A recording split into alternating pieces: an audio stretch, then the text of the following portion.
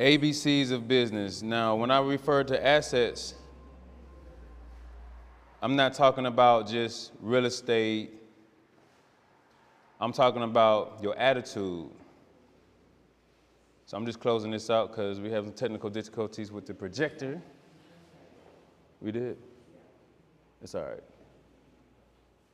I'll fix it back up. Number one asset on your business is your attitude. Being able to overcome difficulties.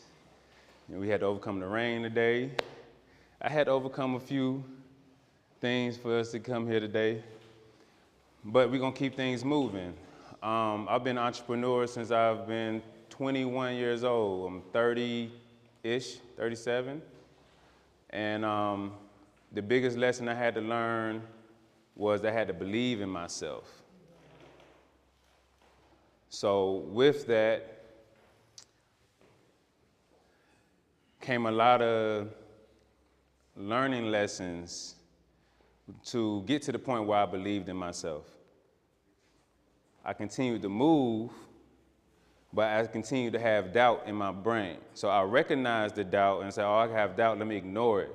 When I got to the point where I was eradicating doubt, when I recognized that the thoughts were coming in my head and I karate chopped them, that's when I started propelling myself to the next level. And of course, from there, things just started to open up. Because regardless if anybody's in your corner or not, you have to keep moving. When you start your business, it's you starting your business. It's pretty much you against the world, and then people come along and help you along the way. So that's what we're here to do today. We're here to help each other along the way. We're here to share knowledge.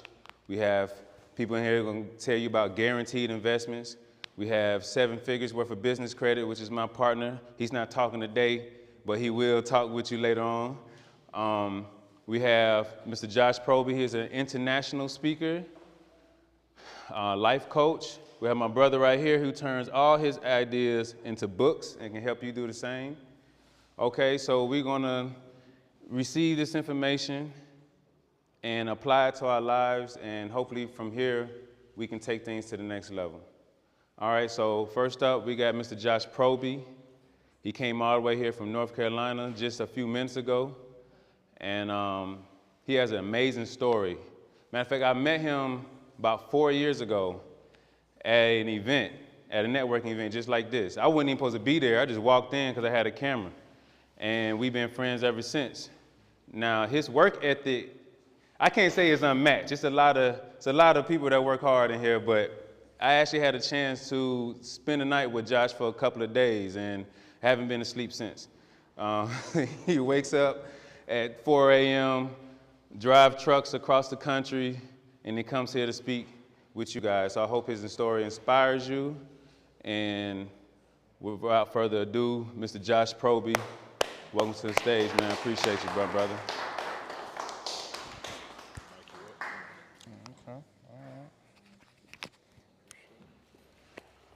All right, I ain't gonna hold y'all long. I'm gonna get straight to the point. I'm a straight to the point type of person. We here to talk about business, but we also want to know that life hits us with different things when it pertains to business, right? First, I'm gonna let you know why I'm able to stand up here and speak to you pertaining to business. I can speak to you pertaining to business because I have a 6-figure trucking company. I just got my 3rd truck, so I'm very well versed in the trucking industry. I first came home, I did 12 years in prison. I went to prison when I was 22. I came home when I was 34. I'm 38 now. So in 4 years, I got a 6-figure trucking company. I have a 2-book deal with 2 books. I'm an international speaker. I just came back from Denmark doing a book signing and speaking there. And also, I have a nonprofit. It's called Peace for Poverty. What we do is we do business credit, we do personal credit, we do mental health, we do character building, and we do strategic planning. In all 5 of those areas, I have 5 different instructors. All of them are African American, which is a Black-led nonprofit, and all of them have 10+ years. I have the first program in the United States that allows those 5 specialists to go inside of the jail and prison and help them have a business, fix their credit, business credit, and website before they're even released. It don't matter whether they got 5 years left, 7 years left, or 8 years left. Y'all are privy to that information, and pretty soon y'all will see that on the news nationally. So it was a fight to get that done. It was a super fight. The reason why I'm passionate about that is because I come from there, right? I'm not here to blow smoke up you. That ain't what I do. You feel? I ain't here to boast about what I got, because that don't help you go home and pay your bills, right? All of that stuff is for the birds to me. I'm just here to give you vital information in the way that I can help you in the information. The program that I just told you about is completely free. We don't charge anything for that program. I'm not sure if you understand, but business credit starts off at $15,000. I'm talking about the consulting, the understanding, the layout, the whole nine. We have a strategic planner who went to school for it. She's a systems engineer by degree. Her name is Shamita. She teaches that portion, and we teach that. Our current cohorts are in North Carolina, but we do virtual. Microsoft is one of my partners. So I have a Microsoft partner to where we use the Microsoft platform to where those who are out of town can attend virtually, right? The only thing that we require is that on the very first day that you are present in class, because we need to get your logins, your emails, and all of that right so that we don't have no disruption. We've created 80 businesses. Out of those 80 businesses, we have 22 of them that are getting ready to be six-figure earners. People on average see a 100-point increase in our credit section, right, which we don't charge at all. So we have specialists in each one of these areas, right? So returning citizens, we do the youth from 13 to 19, right? We start building their credit at 14. We have a bank that has partnered with us and said, hey, instead of just putting these kids on authorized users to start building their credit, we'll allow them to get accounts with responsibility, right? So we've partnered with those banks to start building youth credit at the age of 14, all right? After that, we have the underserved community. The underserved community are those who come from underprivileged areas, right? So when we're dealing with that, we're dealing with single moms, single fathers, those who may have had kids at a young age and now they're older and now they can start their business and they can put the energy into it that they really need. So this is the things that we've allowed and been able to open up for the community, right? So a little bit about me. Again, I did 12 years in prison. I went to prison when I was 22. I went to prison for armed robbery, right? Because that's all that I knew. The reason why I took from other people is because at a young age, I was molested. That was one of the hardest things to ever deal with in my life, right? It was hard for me to deal with it emotionally, mentally. How do you know how to process those emotions at such a young age? So as I grew older, I just got angry. I just got mad, so I felt like picking up the pistol was the best thing that I could do. So you took something from me, so I was gonna take something from you. It wasn't because I was bad. It wasn't because I was gangster. It wasn't about none of that. It was because I was hurt. I was broken. You feel what I'm saying? So those are the different things that I went through. I saw my mother battle addiction for many years of her life. So all of this happened before the age of 15 years old. This story is not new to our community, right? This story is not a one of sympathy. This is not a story that says, oh, I feel bad for him, or no. This is a story that all of us, we've been plagued with all of this. If you didn't go through it, your cousin went through it. If your cousin didn't go through it, your auntie went through it. If your auntie didn't go through it, your sister went through it, and so forth and so on, right? So now how do we break that? How do we fix that, right? You fix that by people who look like us, coming from where we come from, being that bridge, right? Having to eradicate that hurt, eradicate that pain, that feeling like, oh, I don't trust you, I ain't rocking with you, the one up, right? We in Atlanta, right? The black city of dreams, right? Everybody eating, everybody doing something, right? But at the end of the day, how are you helping the next person create a different idea and outlook on what true success is, right? How I do that is, I come from prison, so it's a lot of people that look like me. So every time I kick down a door, they come in with me. Right? Every time I open up a door, somebody coming with me. You see what I'm saying? I don't never walk through a door by myself. And I think in business, that's one of the things that we tend to one-up each other on as a culture, right? We want to be able to have one-up on the next person, right? We want to be able to have that next best thing than the other person. And that's the thing that stifles us and stagnates us, right? Because we simply not understanding how to get to know or how to build our community so it ain't just me. So when I go in front of, I have a Netflix documentary that I'll be dropping next year on my story, but it's not just me on there.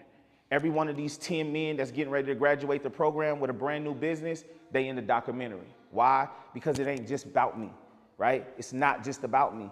Everybody say you an anomaly. How did you do it so fast? You was out in 4 years. I'm 38. I did 12 years. Y'all didn't see me when I was crying. Y'all ain't see me when I was broken. Y'all ain't see me when I was in solitary confinement for 2 years and only coming out of a room 1 hour a day, getting ready to lose my mind. Y'all ain't see that. So what you talking about, it only took me 4 years? Nah, it took me a long time. I'm 38, right? It's just the execution of it, right?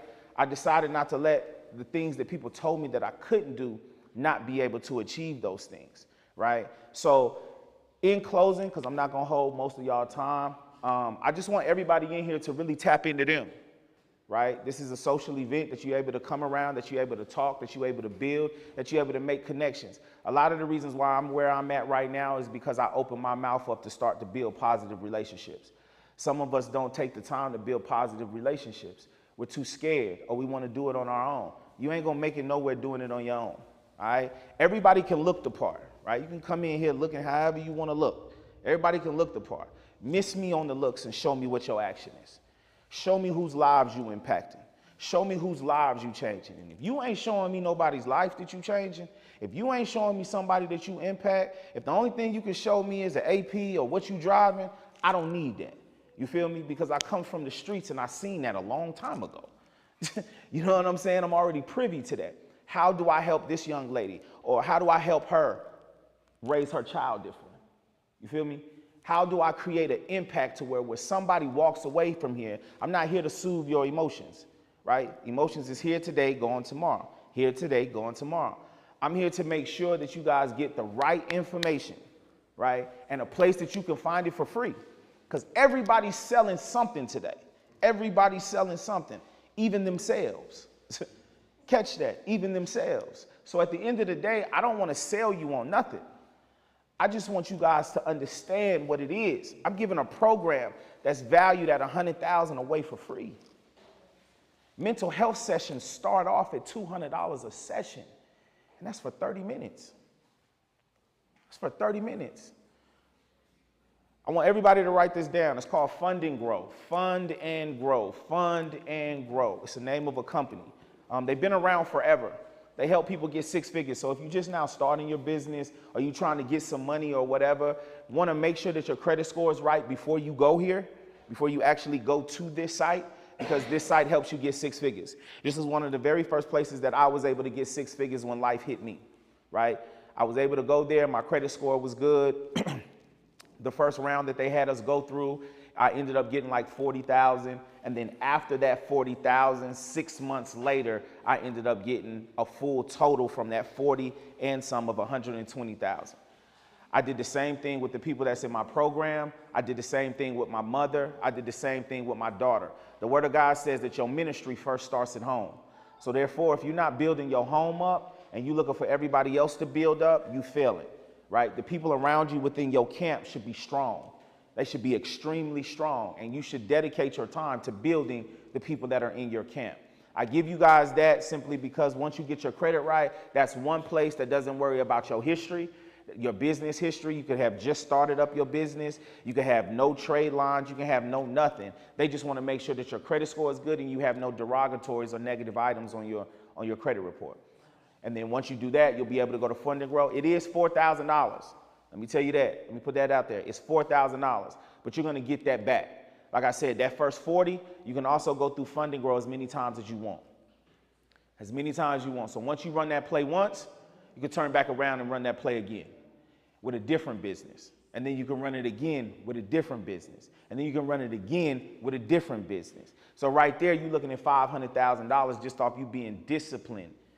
Discipline with your credit. Discipline with your spending. Not trying to keep up with everybody who popping something, right? Understanding what the difference is of true generational wealth, true changing people's lives, right? So with that being said, peaceforpoverty.org is my nonprofit. We have a waiting list right now of about 250 people. If that is something that you truly, I'm gonna tell you right now, I don't hold no punches. I have empathy for people, I don't have sympathy. I have empathy for people, I do not have sympathy. You're going to put the work in. It's a 4-month program. We only meet once every weekend. If you can't dedicate 4 hours of your life to your life being better, then hey, I don't know what to tell you. I don't know what to tell you. I guess you got to go buy it from whoever you're going to go buy it from. And I respect everybody's hustle. Please don't get it twisted. There's people in here, time is money. And I get it. This is just my ministry. My ministry is to make sure that my community has exactly what it needs to succeed. That's what my ministry is. Everybody else's ministry is different. And time is money. Because people spend time, it is your money. You know what I mean? So I respect that as well. But I want everybody in here to leave with something. If you come here, leave with something, y'all. Leave with a number, leave with an understanding, leave with a direction. Don't just leave here with the takeaways of what wasn't here, right? Take away what was here. And if you take away what was here, then you'll be able to achieve whatever you guys want to plan on to achieve. I came down here, Danny hit me up. He was like, yo, I want you to come down here. I've been up since 4:30 this morning. I got 3 trucks. I was on my truck this morning. The weather was crazy. And I was like, bruh, I don't think I'm going to come. Because I'm going to keep it real. You want me to come all the way down there, and I'm an international speaker now. So my time got a bag on it now. You know what I'm saying? I used to do this for free a whole lot. I say, but bro, I understand what your mission is, and I value your mission, bro. So I'm going to make sure that I come down here. You know what I'm saying? So I made it all the way down here just to make sure that I can add value in some type of way. I'm not getting nothing from this. Understand that. I'm not getting nothing from this. I didn't come down here to get nothing from this. I just came down here to give y'all value. After I talk, I'm going to get right back in my car, and I'm going to go 4 hours right back to North Carolina. You feel me? That's just because that's who I am.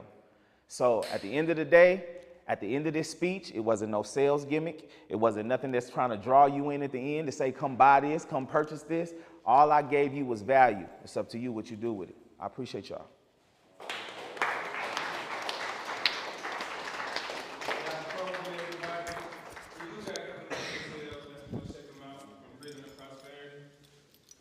We actually have, we're going to add to his nonprofit. We're doing from felony to company.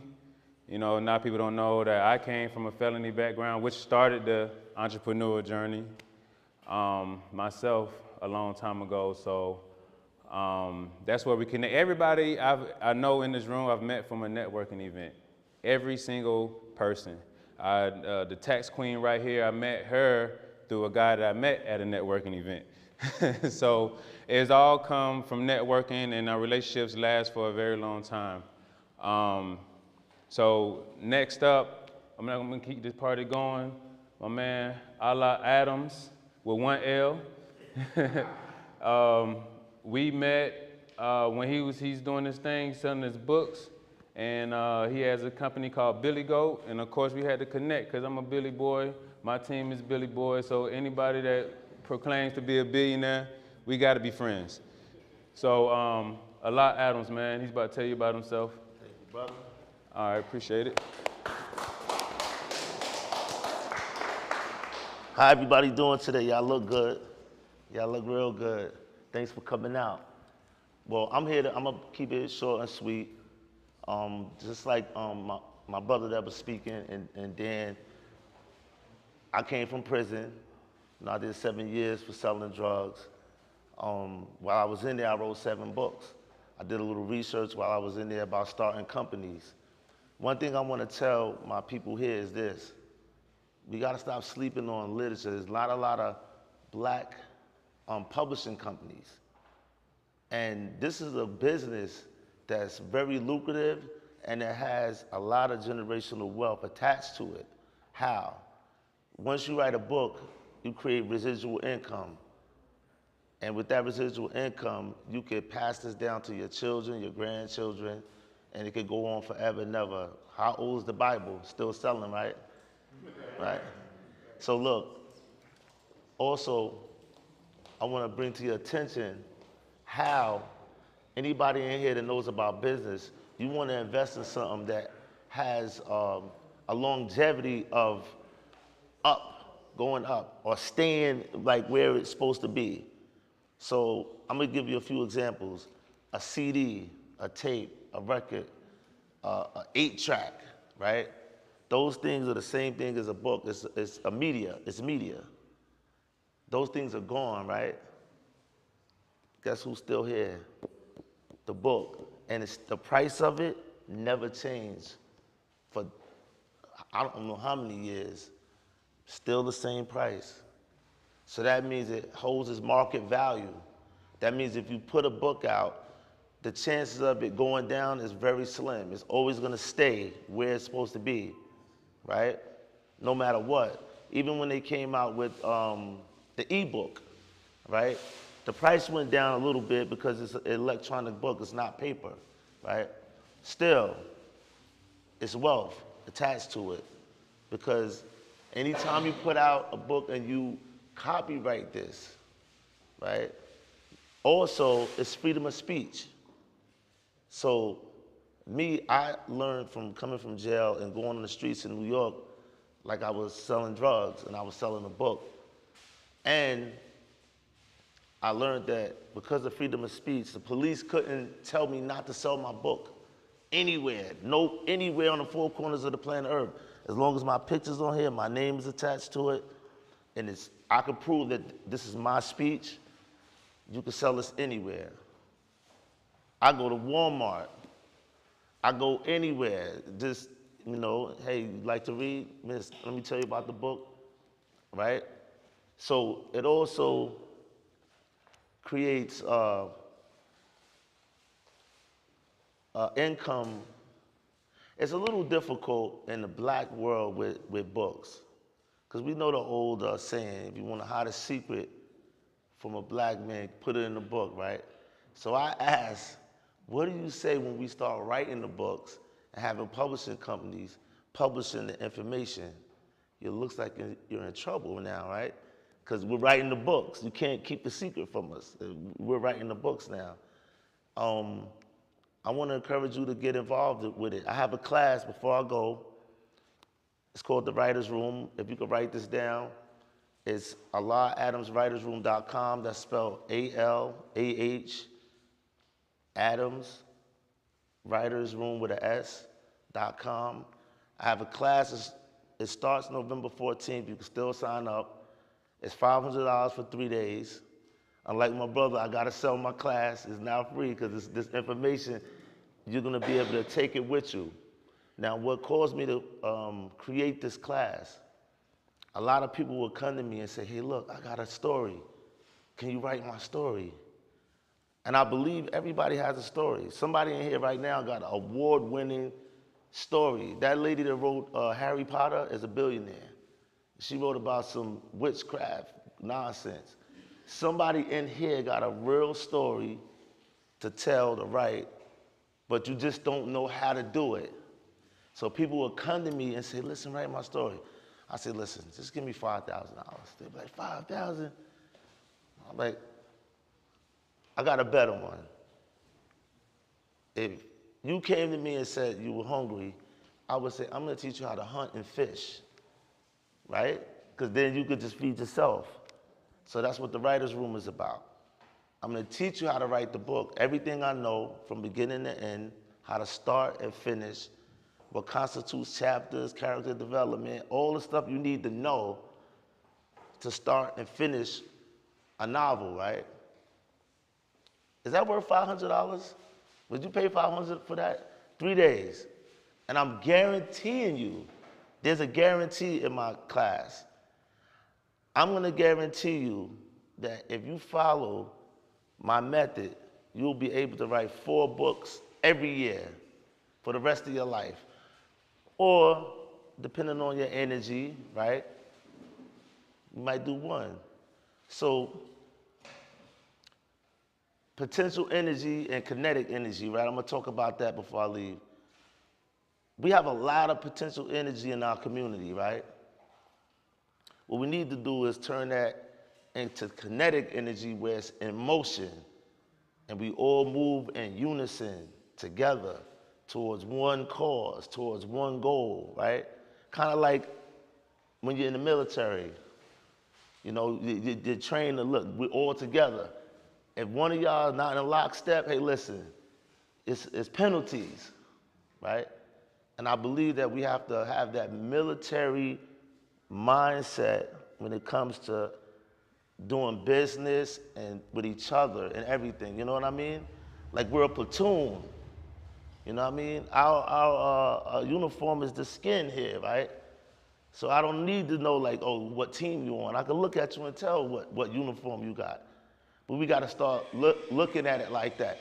No disrespect to any other ethnic group, right? Because they got it together. They come together and they do what they need to do for their people. It's us that's having this problem. And that's why we're having these networking events all over the country right now, because we're waking up and seeing that, hey, listen, if we network a little bit, right, just a little bit, maybe we could get a little bit further in this thing, you know what I mean? Because that's what I learned from my European business friends. They stick together. They they do mergers, you know, if you need something, I got it. Because you got the right uniform on, right? So we got to start thinking like that. And I'm going to leave you with that. Anybody who wants to write a book or tell his story, or if you want me to write your book, I'll tell you my fees. Or if you want me to teach you how to write a book, we could do that. But let's get encouraged about doing this type of business for the future of the children, right? So that we could teach them ourselves, not depend on someone else to teach your kids, you know what I mean? We could do it ourselves. And with that, any questions before I depart? Yeah, give an example of what we would learn, the process when we sit down for the 3 days, for the 500, what a couple of steps we would go through, what would I expect? Well, that's a good question. So basically, I wrote a curriculum. It's a 3-day curriculum, all right? And basically, what I'm doing is I'm giving you all my information and knowledge. I wrote 7 books. I'm in Barnes and Nobles. I didn't reach the New York Times bestseller list yet, but I'm gonna give you all the information, basically, from day 1 to day 3. It's an hour session a day. And it's one, it's like a test. It's a test in it. It's like a quiz after each day, just to see where you at with it, if you're paying attention to yourself. It ain't like you're gonna get a grade, but quiz is good, tests are good, because it makes you recall the information. So I'm gonna teach you everything. And then the second, if you wanna keep going further, after I teach you how to write the book, I'll teach you how to publish the book yourself and become your own publisher. Because we don't have to wait for somebody to validate us anymore. Just like in the music game. I was in the music game for years. When I first started the music game, we used to always talk like, hey man, these major labels can press a button and make it happen, right? Guess what? A little kid can do that in his bedroom now with a computer. He could press that button and go worldwide, right? We know this. So the book game is similar, you know. It's residual funds just like music. I teach you how to get everything started once you get the book done, how to get the company started, how to get your ISBN, yes. ISBN number, start up your company, distribution, you know, stuff like that. It's a lot into it. It's a lot. It's not something that is easy. I think my price is pretty good. Yes. Are your classes in person or virtual? Virtual. Yes.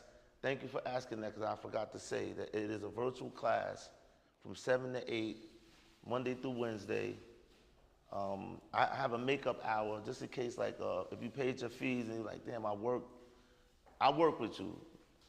And then I do one-on-ones, I do consulting, you know, about if you want to know some things and you just need the one-on-one attention, so I can teach you some things and you grasp it a little bit better. But if you go on my website and also hit me up on social media, just put the same name in there, Allah Adams with 1 L, A-L-A-H Adams, and it'll say the author on social media.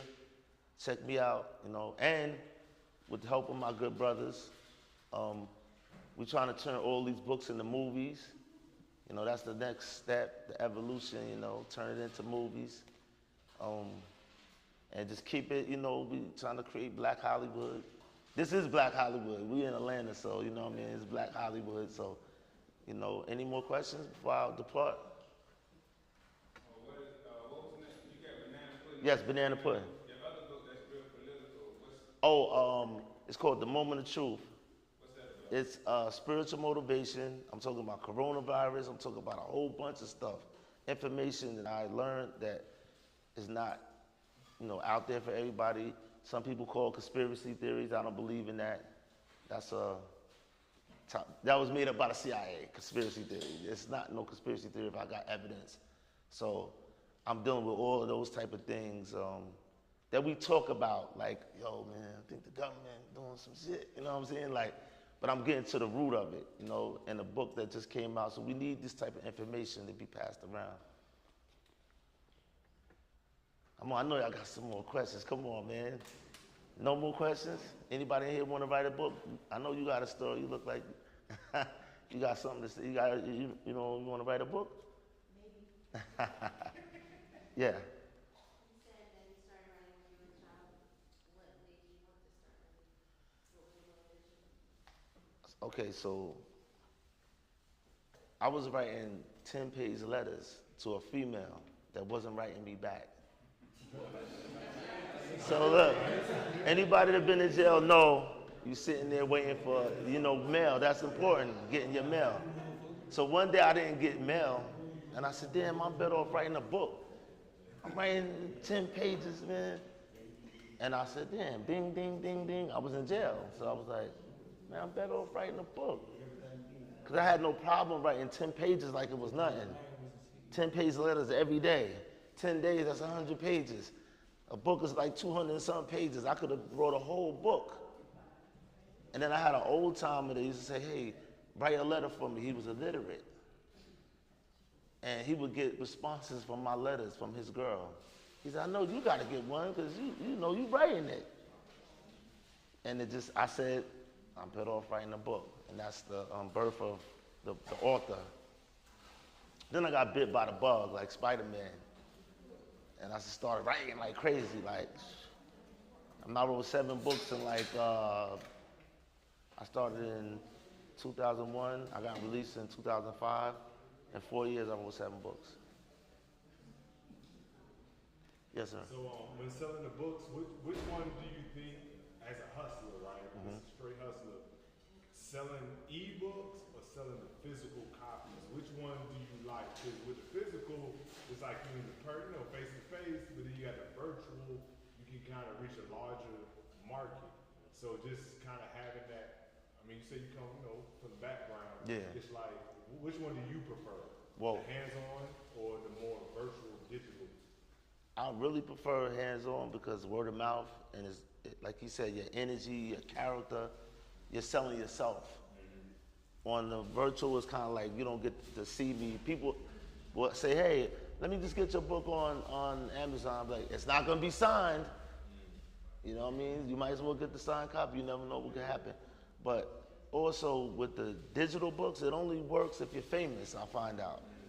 So if you like got a real buzz or you're famous on Instagram, then people will pay attention. If you're like somebody that's not really Instagram famous or famous at all like that, it tends to not work. Even, I'm gonna tell you another thing. People get caught up in the print on demand. It doesn't work. If it did, it'd be a whole bunch of authors out here. Yeah. It just doesn't work. Because you have to have copies of your book to go places and present yourself. Since I know Dan and them, you've never seen me without this book, right? Like literally thousands of copies. I never go nowhere without this book. And I got other books. It's just this book I ordered so many copies. It's a hood classic to me. Like when people read it. By the way, I'm gonna tell you what this book is about. It's called Banana Pudding. Real funny story, right? Banana Pudding. It's about a young girl that had a hard life. One day she met a positive black man. He made love to her mind in a way to help change her whole life around. But she had secrets. You know y'all be having them secrets, the skeletons all in your closets and stuff. But it's a fun story. It's like a hood love story with knowledge. Because that's how he made love to her mind. He was teaching her African history, teaching her history that they don't teach us. But we got to start teaching ourselves. We can't depend on somebody that, you know, you wouldn't depend on a man to put food on your table, you know. We gotta teach ourselves, you know what I mean? And that's what it's about, yes. Where do you get your inspiration for your stories? And I teach this in the class, right? So it's a funny thing is that I used to go to the hood after I left the hood, and I'm not in the hood no more. I don't sell drugs. I don't do anything wrong. But I had, you know, little homies and stuff, and I would go hang out with them just to get some, you know, it's lit. It's lit over here, you know. So I'll go hang out in the hood and get inspiration. I got inspiration from prostitutes. Not that I was paying them, but I knew a prostitute, and she taught me the word thought. That I wrote a book called Thought. And it was like, they was like, yeah, Thought, this and that. Some young girls, they were really kind of entrepreneurs because they were using the internet to sell themselves. And they made a lot of money. And that's why I wrote the book. Thought was based on 2 young black prostitutes that I like was around them, like studying them and seeing what they was doing. Like, yo, see y'all making money, like how much, 10,000? They were making a lot of money, so I based the book on that. So I like pull from just different stuff in life, like even cops. Like I'm not a cop. I was on the other side, but you gotta have like colorful characters. You know what I mean? So I teach that to challenge yourself, right? You gotta write about stuff like that's not you. Like I never been a cop, but I had to write cop, you know, characters and stuff like that. Or, you know, like I'm a man. I've never been a woman, so I write about females. You know what I mean?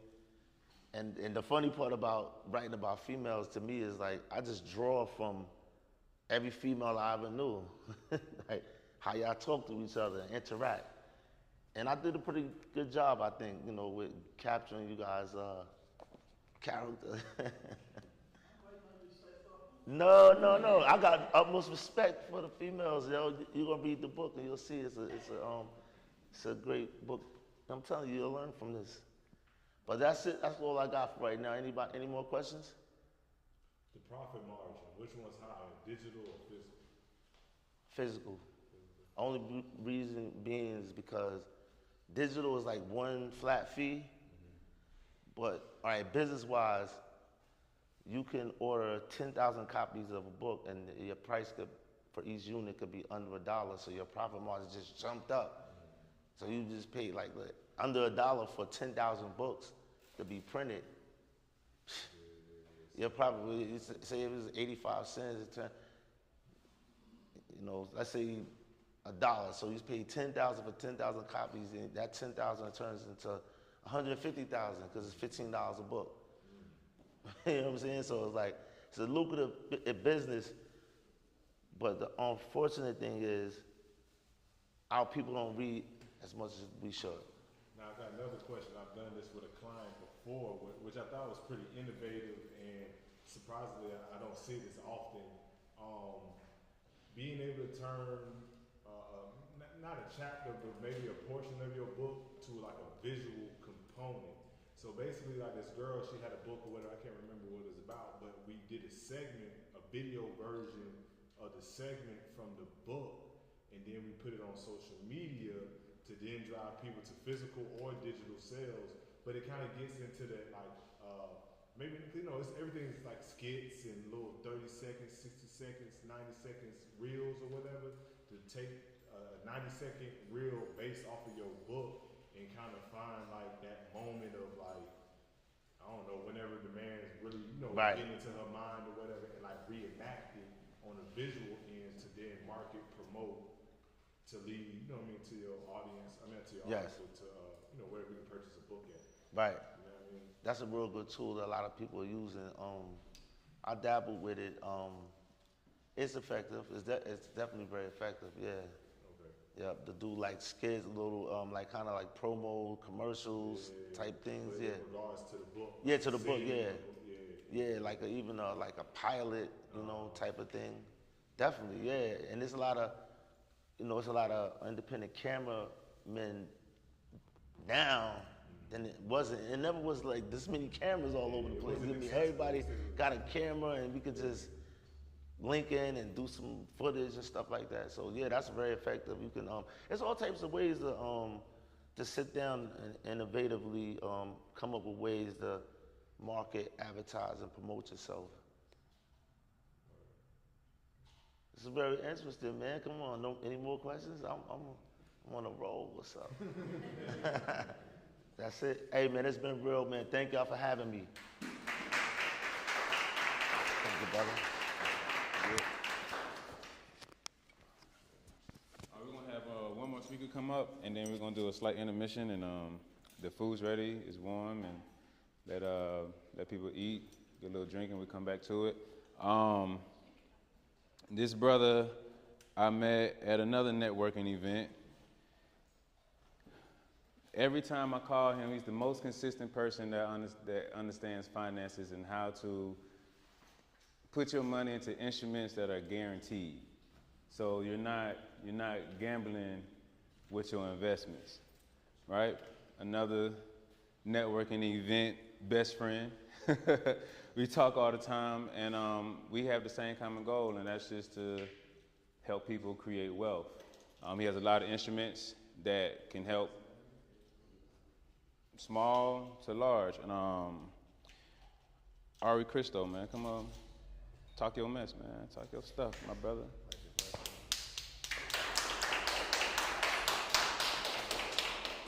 Oh yeah, my bad.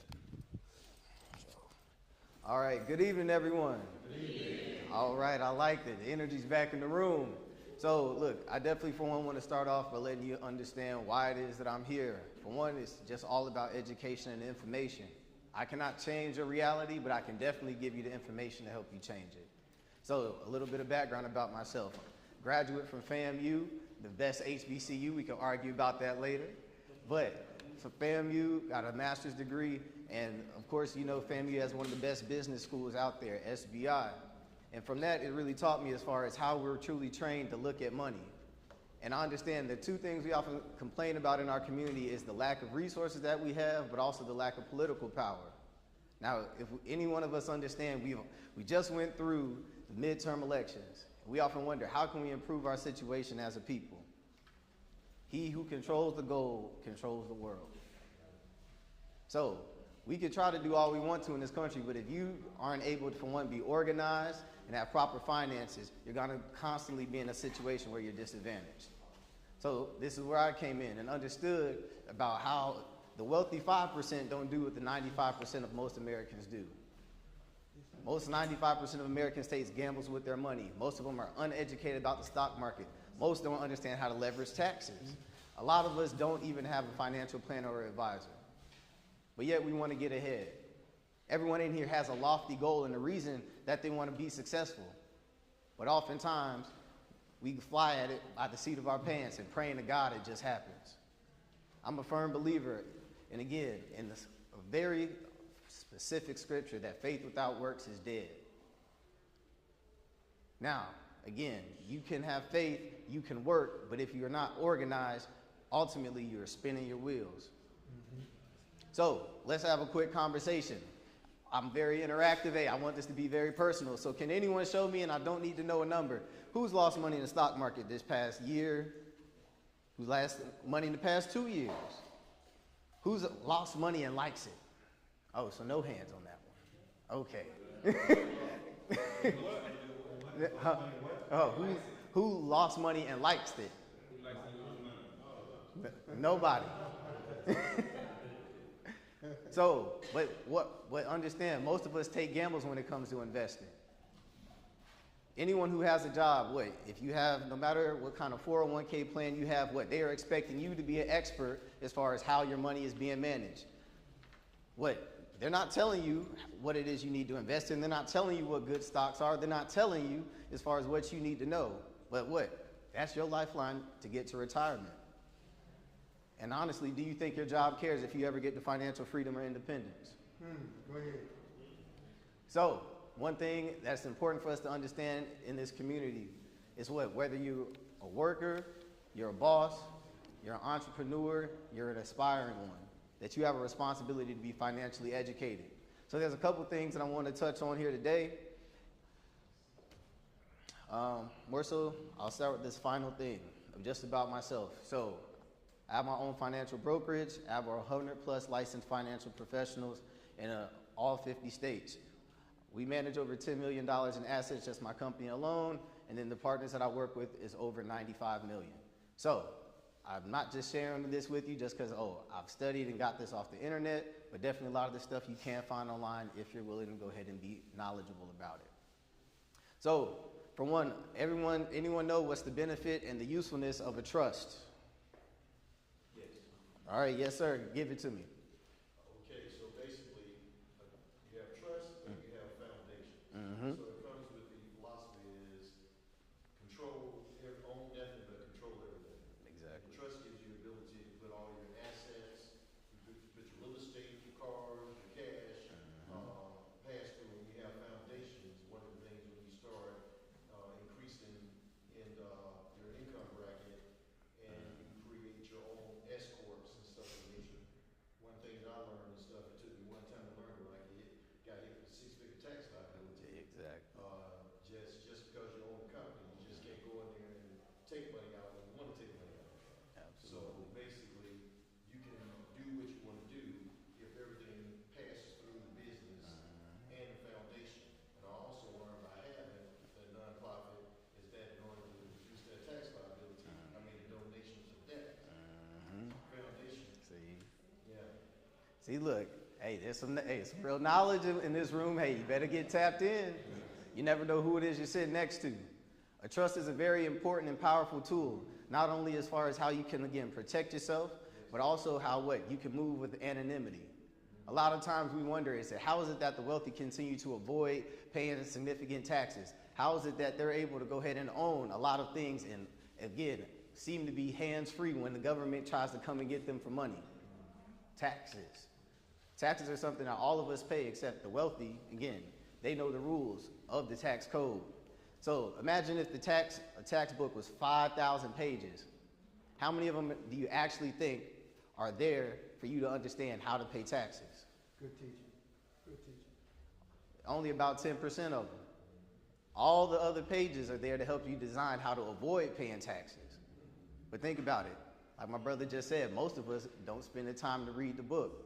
And without having, again, a licensed financial professional or a great tax person, you're never necessarily going to understand what you're missing out on. Our community spends over $1 trillion in assets every year. By country standards, we would be the 8th largest. But realistically, we're not putting it in the right places. So this is truly just a legacy conversation. Why do I say that, right? No matter what you do or don't do with your money, your legacy is affected. What is your legacy going to be?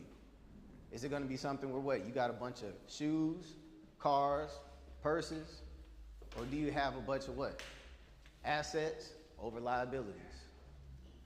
It's just that simple. What's going to be your legacy? That you went on a trip every single year, or that you actually started the foundation for generational wealth? So realistically, as a community, we just have to have our priorities set. And one of the biggest things is to understand, how do I protect the things that are most valuable to me? We're all working for a purpose. So for one, make sure you protect that with the trust. I'll close out on this point about trust and just saying, a lot of times people think trusts are expensive. And typically they are, especially the larger your estate is, people know that they can knock you over the head for it. So, thankfully understanding that we want to make something affordable to the community, we partner with a law firm who they go ahead and give you a basic and simple trust, will, and a power of attorney. All do that for under $1,000. Again, very easy. And a lot of these things, we don't think about it until we need it. Anyone heard what happened with Chadwick Boseman when he died? Okay. So let me give you a real life example. Imagine you built up, had a nice, massive empire. For sakes, let's just say even if it's only modest and it's $3 million. Imagine it's because you didn't have these things in place $1 million of it went to the courts because your stuff had to go through probate. $1 million of it went to the lawyers, and $1 million only went to your family. That's highway robbery. But again, simply for something as simple as $1,000, or at least you just finding someone else who can do it. It doesn't matter if you go through me, but I'm here to help you understand. These are things you need to have. And most times we'll think about it on our deathbed. So we're here today because, look, I see everyone in here wants something better. So please make sure the thing you're working so hard for, that you actually protect it. So that's the end of trust. Can everyone say trust? Trust. All right. Second thing, what we kind of touched on it a little bit, is what? How do we make sure that we're not losing money, right? A lot of times we don't know what we don't know. And honestly, that's what your job expects. Your 401k isn't something that truly benefits you. You know, your job gets tax breaks for you having a 401k. Your job gets incentives from the government for you having one. So again, it's not set up for you to necessarily benefit from it. But in reality, most of us think that, hey, what I have through my job is sufficient. If most people have a 401k, but most people aren't retired, what does that tell you? Not everyone has poor spending habits.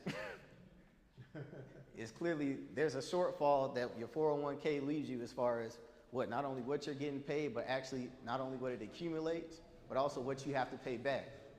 Most people aren't aware that, oh, by the time taxes actually come and kick in, I'm going to be paying more, especially now in the day and age where we have inflation and cost of living has continued to go up, and then we're in a situation where there's outrageous government spending. So you all seem like smart people. Let me ask you, would you make a deal with the person if at any time they could change the terms of the deal? No. That's what your 401k is. Truthfully, it could be a 401k, a money market account. It doesn't matter. The whole purpose of a 401k and why initially was a great idea when it came into creation, when you had in the 40s, 50s, and 60s where taxes were at an all-time high, the fact that you could go ahead and get a tax break on the front end, but then not have to worry about paying taxes on the back, or you would pay taxes again, ideally when it was lower, was what the whole purpose of it was. But now we're in a time where even though since the 90s we've been in historical lows when it comes to taxes, because of all those things I just mentioned, most likely taxes are going to go up, and you're going to be the ones left holding the bag. Anyone went to Walmart recently? Or just at all? Anyone seen them 60, 70-year-old greeters? Yeah. Now, I'm going to be honest, while I sit here and just laughed about it, it's truly sad. Because a lot of times, they look just like us. And even if they don't, they have some type of melanin complexion. And the reason why, oftentimes, we can have a plan, but it's truly just not sufficient. And the thing is, we only know, again, what we know. You know, the major thing that I've noticed is that there's two types of families here in the world. Ones that you'll have companies come out to speak to, making sure that, hey, they knock on their doors, that they invite them out to the financial seminars, that they make sure they get the information. And then there's the communities like ours where they'll just drive right by. Ultimately, this is why it's important for people like Danny to be doing what it is that we're doing. Because these are the type of conversations we need to be having. And like everyone is here saying, I see a change is coming, because the barbershop just isn't talking about sports anymore. They say it's how can we get ahead? We're sitting here in Atlanta, we're concerned about politics because we understand the power it has as far as ourselves, but also our community. So, the important part to understand, and I kind of got off track just a bit, is to understand as far as for yourself, if you're going to have a retirement plan, why not be one where you don't have to worry about losing money?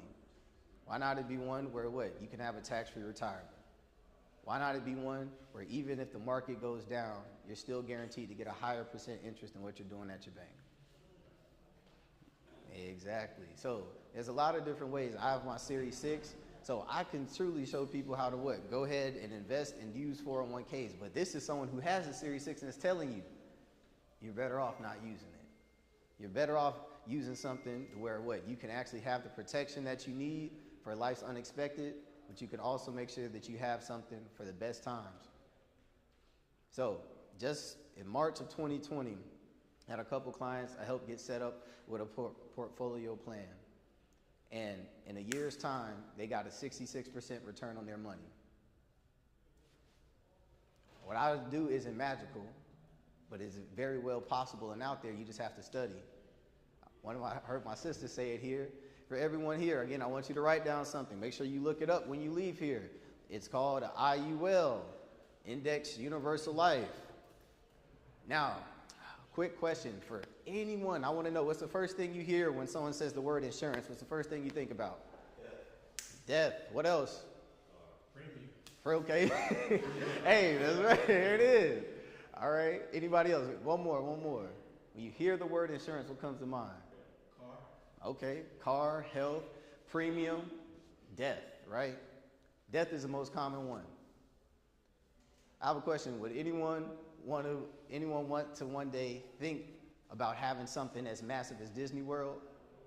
Anyone want to own a Target or a Macy's? Anyone want to be Ray Kroc and have a McDonald's? All these things were started by what? Being able to leverage the power of life insurance. Most times it is we just don't know about it. Now, insurance is kind of like phones. Everyone at some point had the blue Nokia. Now, if you're older than that, what? You had the brick phone with the big antenna on it. If you're older than that, shoot, you had the phone that you had to go ahead and pull up out the wall. No matter what it is, we understand technology continues to change. So the same way that phones have continued to advance, so is how people have used life insurance. So make sure that you understand that and how, again, you can put yourself in the best position. So can everyone say IULs? IULs. All right, so we first talked about what? All right, second we talked about IULs. Third, we're going to talk about annuities. So annuities are a great option, especially right now. We have a lot of people, like I just mentioned, who lost money in the market. Unfortunately, there are no guarantees as far as you being able to get that back. Now, you can hope and pray, but I know people who've lost over $100,000, $200,000, or even just $50,000. Again, this is your money. This is your retirement. Don't play with it. But I understand a lot of us, we're unsure about what to do. Look, before I got into this field, I understood what it's like to open up my account and just see the red. It puts a sinking feeling in your stomach because you truly don't know what's going on. But just know that there are options out there to where you don't have to worry about losing any money. So again, the second one or the third one we're going to talk about today is fixed index annuities. Can everyone say fixed index annuities? Oh, I didn't have enough people. I lost somebody. All right, let's try it one more time. Fixed index annuities. There it is. So fixed index annuities work in the same way that we talk about an IUL, but except it just has a couple of different benefits. Imagine if you had a 401k, whether it's presently or you left your job. Instead of having to take the tax hit from cashing out that money, you could roll it over into a fixed index annuity. There's companies literally offering a 35% bonus simply for rolling over your money. So, case in point, I had a client, $300,000 that was sitting in her retirement account, well, $333 to be exact. But she rolled over the money into a fixed index annuity, and again, first day she got $120,000 added to her retirement account day one. What? Off the rip. Look, 35%.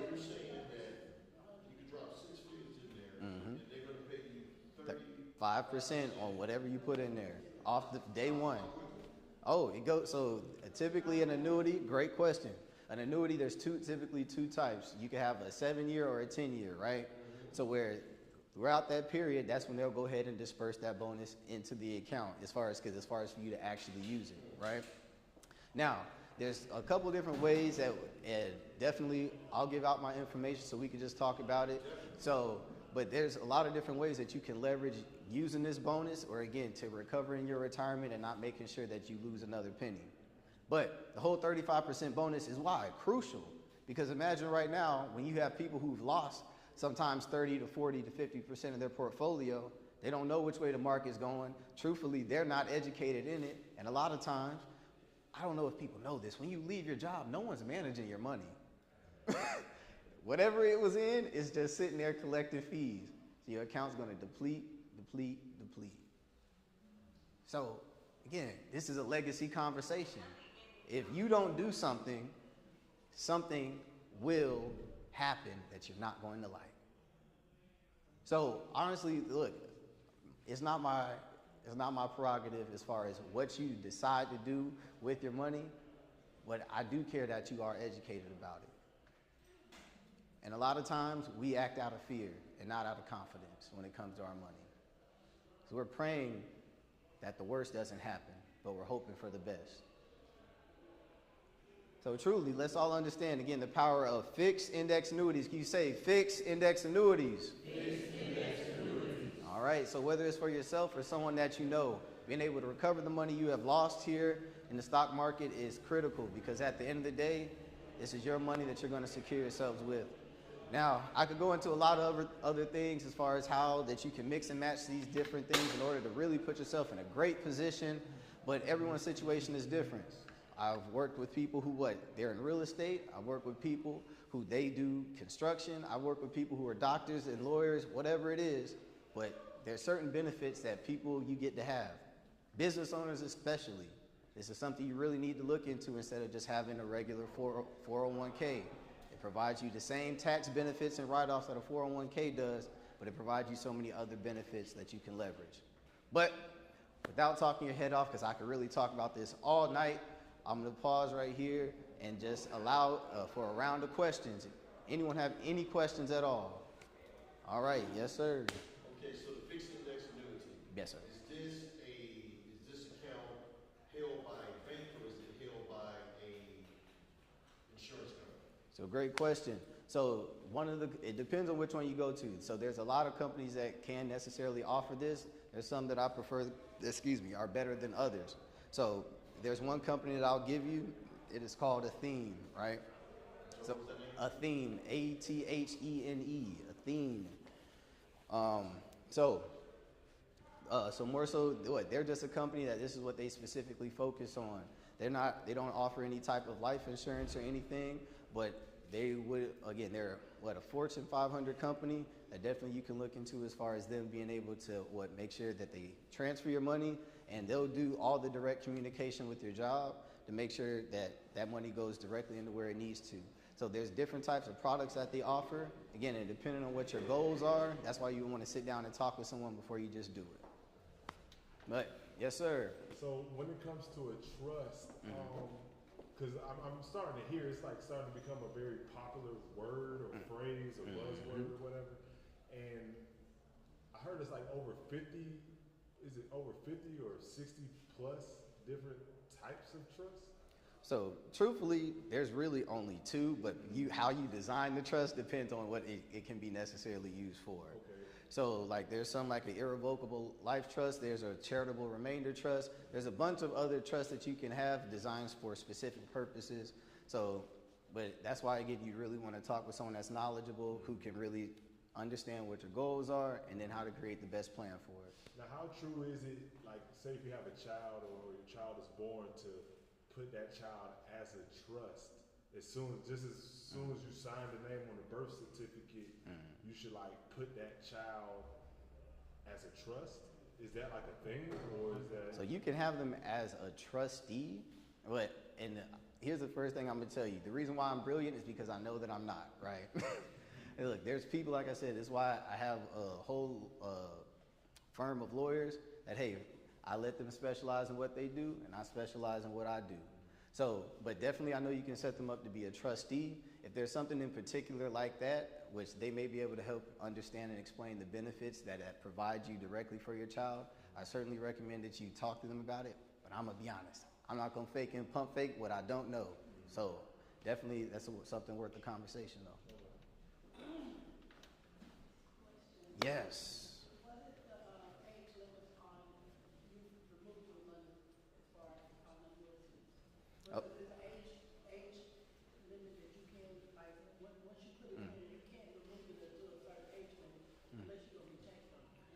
So it depends, right? So typically in annuities, that's why they have the 7 or the 10-year annuities, right? So it's more so the annuitization period. Typically for any annuity, you can take up to 10% of your money each year without paying any type of additional penalty on it. Now the thing where the age requirement comes in, especially for the theme, the company I was telling you about, you have to be within a certain age range to go ahead and even have an annuity and qualify based off suitability. Because the whole point of having an annuity, just like any other retirement account, if you're gonna, the first thing something bad happens, you're gonna be trying to run and go grab the money, there's no point in you having the account because you're not gonna let it do what it needs to do.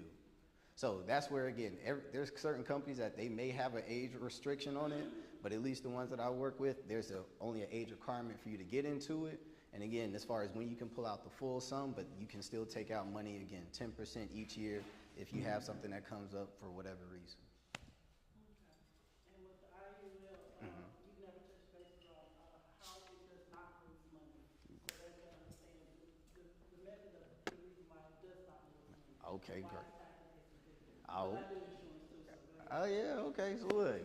So again, wealth of knowledge in this room. See, look, I try not to give them everything. I don't want to bore them, cause you look, we could talk about this all day. So look, there's a couple tax codes, 7702 and 7703. Again, the IRS tax code, 7702 and 7703. My professor said, say it something 3 times so people understand the importance of it. Tax code 7702 and 7703. Helps you understand as far as how an IUL works, as far as not having to worry about losing money. You put yourself in a position to have a tax-free retirement. And again, you leverage all the benefits that only exist for life insurance.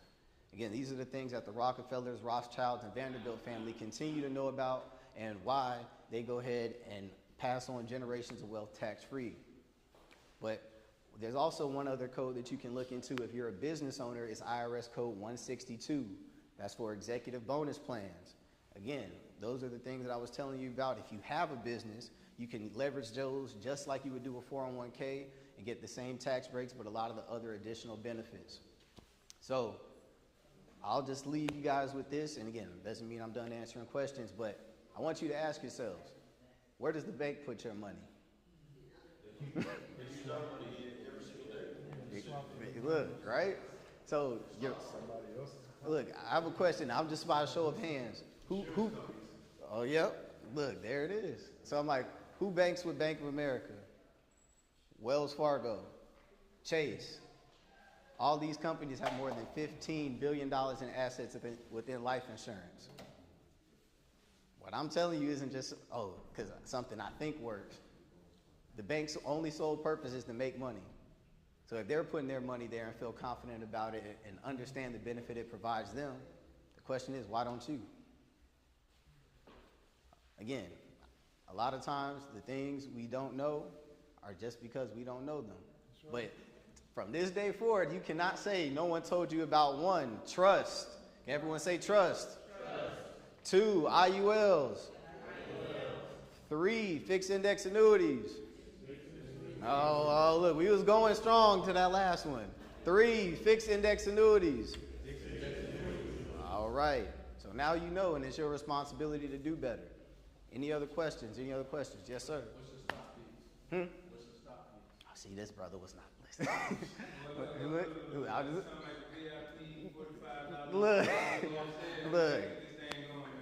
Look, but definitely, look, hey, I'll follow Billionaire Danny's advice. Definitely, we could talk. You see why you're my best friend, though, right? Oh, bro, you my guy. But we gotta keep it going. Oh yeah. So look, one final thing though, just cause, hey, I'll make sure everyone has access to the information. We do financial literacy classes and training for free. We go out to churches, schools, universities. It doesn't matter to do what it is that we're talking about, because it's important for people to have the information. So for anyone who wants to just be able to have access to this, can it pull out your phones, pull out your phones, pull out your phones. So I'm gonna give you my number. I'm only gonna say it twice. I know, look, hey, it's important, but hey, those who want it, they'll get it the first time. So 813-385-6821. Again, that is 813-385-6821. And again, my name is Ari, A-R-I-E, last name Kristen, C-H-R-I-S-T-O-N. For anyone who just wants to talk, again, get more information, wants me to come out and talk to a group of people that's important to them, me and my business partners will be more than happy to do that. Again, we understand the importance of this information.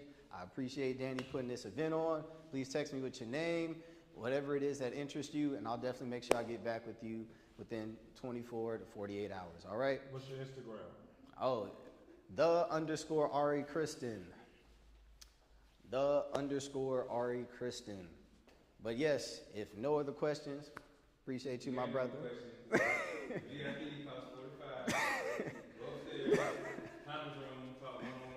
All right. Well, we're gonna keep this thing going. Appreciate you, man. Appreciate you, my brother. Hey. I had to get him another phone. He got to answer when I call. So this morning I was on a conference call. Got bombarded. They was like, man, hop on this call real quick. I didn't know what was going on, but I met my future uncle. He don't know he my uncle yet, but he passing out money, man. Mr. Eric, he has a business that he's made over 7 figures in. He wants to present before he hops on the plane real quick. So I don't know his last name yet. It was Mr. Eric. Come up here and tell folks what you got going on. Appreciate it, Danny. Oh yeah. Y'all give it up for your being. I need $2 from that. Oh, thank you. Testing 1, 2, 3. Me. All right. I'm only going to be a few minutes, and the way I'm able to do that, I have a mission that tells what I'm about, what we're about. So I'm just going to pass the cards, and just allow y'all to take it and just pass it around. It'll show it and also give context. In short, I'm not a financial advisor. I'm not offering financial advice, but I make a whole lot of money, okay? Because I get paid to save my own money with millionaire rates of return. It's just that simple. It's just that simple. I get paid to save my own money with millionaire rates of return, okay? I do it from a smartphone. I do it from my dreams. I do it from my bed. You know, I haven't worked for anyone in 3 years. Our partnership, GS Partners, has generated more than $200 million in the last 22 months. Half of that came out to the field for those who wanted to use the opportunity to generate an income, but I'm in the asset collection business. You know what I mean? I build relationships and has a hefty compensation plan attached to it. But there's a website on there, you can look at it, and I feel like I'm doing you a disservice because I really want to hear more of what was being said. I can't left Chicago, came to Atlanta, leaving for South Carolina tomorrow, come back to Atlanta on Sunday, leave out for Connecticut on Tuesday, Detroit on Saturday, right? Because it's about the grind, y'all. There's a wealth gap we can close. And you want to know how the wealthy get wealthy? They deal in assets. Asset is that keeps money in your pocket. Simple, okay? So I'm encouraging you all to get a hold of that card. I'm encouraging you all to look at it. If you have any questions for myself or Sister Robin, right there. So the mission on the back of that card is Wealth Builders Worldwide. It's a group of global entrepreneurs. Our mission is to provide individuals worldwide with the tools required to enhance their lives, achieve their dreams, and build massive wealth. Now, we're salespeople, but we're not a sales team. We're a sales team, but we don't sell products, goods, or services. We sell people on the infinite possibilities of their lives and the power of their dreams. We sell people on never giving up. We know this is a noble cause. It doesn't matter to me who's president. It doesn't affect my money. It doesn't affect my money who the mayor is, the governor is, though I have eyes in those fires, you know what I mean? Meaning I respect that process. In short, how many of you heard of Martin Luther King Jr.? How many of you heard of Stokely Carmichael? Y'all know about Stokely Carmichael, Black Power? He was a student of Martin Luther King. He went on the Student Nonviolent Coordinating Committee. He was the former Prime Minister of the Black Panther Party. He was the political secretary of Ahmed Sekou Touré in Guinea, as well as Osagyefo Kwame Nkrumah in Ghana. He left this earth taking on the name Kwame Touré. I'm his son, Eric Touré Muhammad. Okay? And what I'm sharing with you is coming from the heart. The real reason that I build wealth like I do, because I watched too many and so many revolutionaries who had the right goals but didn't have the vehicle to realize it. It was always in the hands of some corporation. It was always in the hands of your enemy. A dollar now, a dollar when you catch me. I don't manage debt. There is a thing about good debt and bad debt. I understand that. I'm clear on all that. There's strategies out here, okay? But I'm a wealth builder. I'm a wealth builder. I don't carry debt personally. I'm a wealth builder. And we can show you some of the tools we use, you know, and you have nothing to lose but your chains. So with that, I'd love to see us again. Thank you for the book, Bob. I appreciate it. But I got to make it like a stocking and run, a tree and leave, and ball and bounce, a banana and split. Heck, I got to make like a fetus and head out. But a brother got to go. But I appreciate y'all. 11/11, this is a tremendous gathering. I think it's the third. Brother Danny, is this the third of the 11/11? It's the first of many. It's the first? Of many. With all these players up in here? I got a lot of friends. Let me tell you something. Net worth is your net worth. All right? So stay blessed, stay empowered, stay righteous. Praise the Lord. Pass the ammunition. You know how we do. All right. Thank you, family. Love you, Robert. Thank you. Appreciate you, brother. And we'll get together for sure. Yes, sir. Yes, sir. So, the next speaker will be real short. This is the main thing about business. We all want to get sales, right? You want to get small sales or big sales? Big sales. So this is the big sales, high ticket closer. I have another office at AFC, Atlanta Financial Center, and so along with that, there's a lot of banks, a lot of people in there closing big deals. So I'm sitting there in the room and I'm eavesdropping on what he's talking about consistently. $3,000, $10,000, $15,000 sales for any and every business that he's involved in. So he came to bless y'all with some of his tools about how he does that, and I'm listening. I hope y'all listen too. When you talk to me after this, price can go up. Tyler, appreciate you. Appreciate you. Thank you, Daniel. What's up, guys? How are we doing today? Pretty good. Call me the high ticket closer. Okay. Yeah. So how many guys have businesses in here? Business owners? Raise your hand. All right. I had a nice slide deck, but you couldn't have that. It's okay. All right. So let's get my notes. So how many business owners? Specific? Yeah? Yeah, what type of business? Real estate. Real estate? Okay. Nice. Real estate school.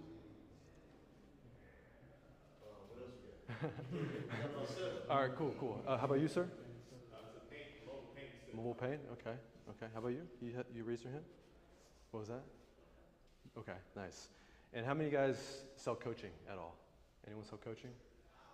Okay, what type of coaching? Real estate coaching. Real estate coaching? What's your offer? That's 7%. I scale up. Okay. We start at $17. Uh-huh. Book. We go to the Okay, perfect. We'll get there. All right. So, how many guys want more sales or just want more business? Want more money? Raise your hand. Right? So ask this question, why aren't you there right now? Have you asked that? And the biggest thing, right, for me is I go into businesses and show them exactly how to create a structure, create a plan to scale your business, but also put marketing in depth.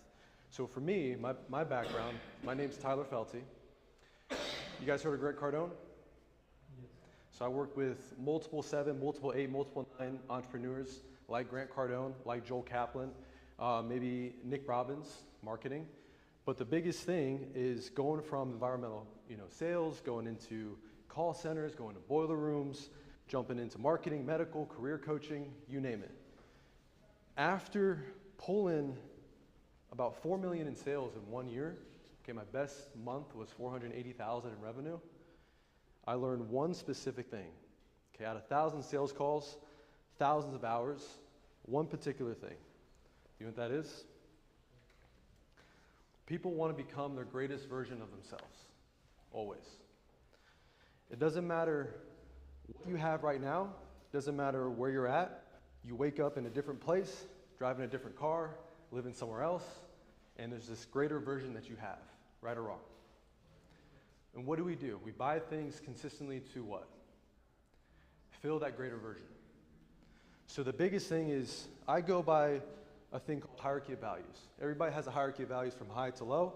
High priority to low priority, what you highest on is basically you focus, you're reliable, you're disciplined, you get it done, right? On the lower priority is you procrastinate, hesitate, you frustrate, you don't get it done. You're just like, can I cuss? No. You're like, fuck it, okay? You're like, I want to take out the trash? No, I want to take out the trash right now. So the biggest thing is sales happens when you can communicate values, number one. Number two, you have to understand people's values and understand if your product or service is going to benefit them. And if not, you're not going to get the sale. Okay, so after 900 sales calls, demos, okay, I developed a 5-step process. That process allows me to identify someone's problems, someone's issues, convey a message or articulate a vision that's going to allow them to understand my service and tailor that towards that vision.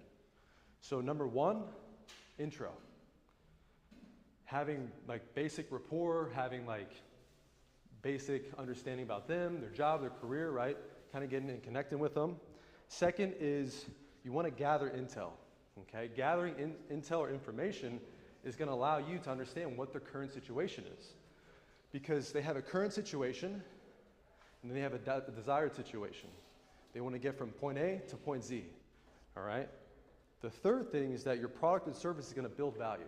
So step number 3 is building value. After you build value, number 4 is you create desire, which is a desired state, which is that state that they actually want your service, want your product. So intro, gather intel, build value, establish desired state, and then close. 5-step process, I call it the Felty frame. Last name Felty. But the thing is, a lot of the times I find, and I work out with certain business owners, and I go in their business and I market with them and I do certain sales. The biggest bottleneck that I find is that there's always a lack of sales, a lack of production. It's because they're trying to shove product down their throat. And they're not really trying to find like their desired state, their needs. So if you're selling a product and you're selling a service, it's not about just trying to talk about benefits and features. It's about how do you find out what's their need, what's their desired state, and is your product and service going to cater to that vision, and you tailor your pitch around what they're looking for. Does that make sense? Any questions with that? I wish I had my slides. So think of this, right? Write this down. Sales is the blood of your business. A lack of flow equals a lack of growth. If you're not consistently selling and closing deals, how can you ever get to where you want, your desired state? Every business owner has a desired state. If you're doing $10,000, $15,000, $20,000 in sales every month, you're not growing, it's like, what are you doing, right? And another thing that comes to that is your pricing. The amount of money that, so coaching, right? What's your high ticket offer? 10,000. So high ticket sales is anything 5K and above. So for instance, is it harder to sell an $899 product compared to an $8,999 product? It's the same energy, right? Exactly. So whoever has businesses, has high ticket sales, has an offer, I want you to raise your prices tonight. Because the biggest thing is, it's the same amount of energy for you to constantly put that effort in to sell that. Does that make sense? So, one reason why people don't raise their prices, you know why? Fear? Okay. Anything else? Huh? Dabbling in the value, gambling in the value? Okay. Anything else? Losing business, possibly, if raising the price, because everybody's maybe used to one set of rates, and then you go up. Yeah, got it. Economy? Okay. So the biggest thing is that it's your worth level, is your deserve level. If you charge a product that's $1,000, but you're scared to charge 3K or 5K or 10K, it's because you don't believe in it. And the biggest thing is that you don't have the value for it because you haven't strategized or figured out a game plan to offer more value. Right? So the biggest thing that I always say to people is you want to have an ecosystem. What does that mean? Meaning a product that's literally for zero all the way up to 100,000. We call this the value ladder, okay? So give you an example, free product, PDF download, maybe like $15 product, $45 product, you know, a $200 product, $1,500, $5,000, and then let's just say $10,000, $25,000, and then $50,000, and then $100,000. If you have a client that purchases the free product or purchase the $5 product or the $10 product, in 2 weeks they're gonna come back and probably spend 50 bucks, right or wrong. In another 2 weeks they're probably gonna come back and spend probably 600 bucks. But think of this like a buffet, right? They're eating some of that data or that product and they say, oh, it's good, I wanna come back for more. When I was working with Grant Cardone, this is his system. This is his system, and also a lot of other influencers that I dealt with as far as their system as well. Because once you have thousands of customers purchasing $50 products, eventually they're gonna be $50,000 products or $50,000 customers. So the biggest thing that you wanna do, if you have a service, why not charge something lower that's gonna be able to help accumulate that experience for the customer that's gonna allow them to purchase a bigger order of 20 to 50 or 100K. Does that make sense? Next thing is that if you're looking to scale, you need exquisite marketing, no matter what. If you don't have marketing, if you're not running ads, it's harder for you to get the traction because you're not gonna be able to get the exposure. And without exposure, you don't get what? Traffic, right?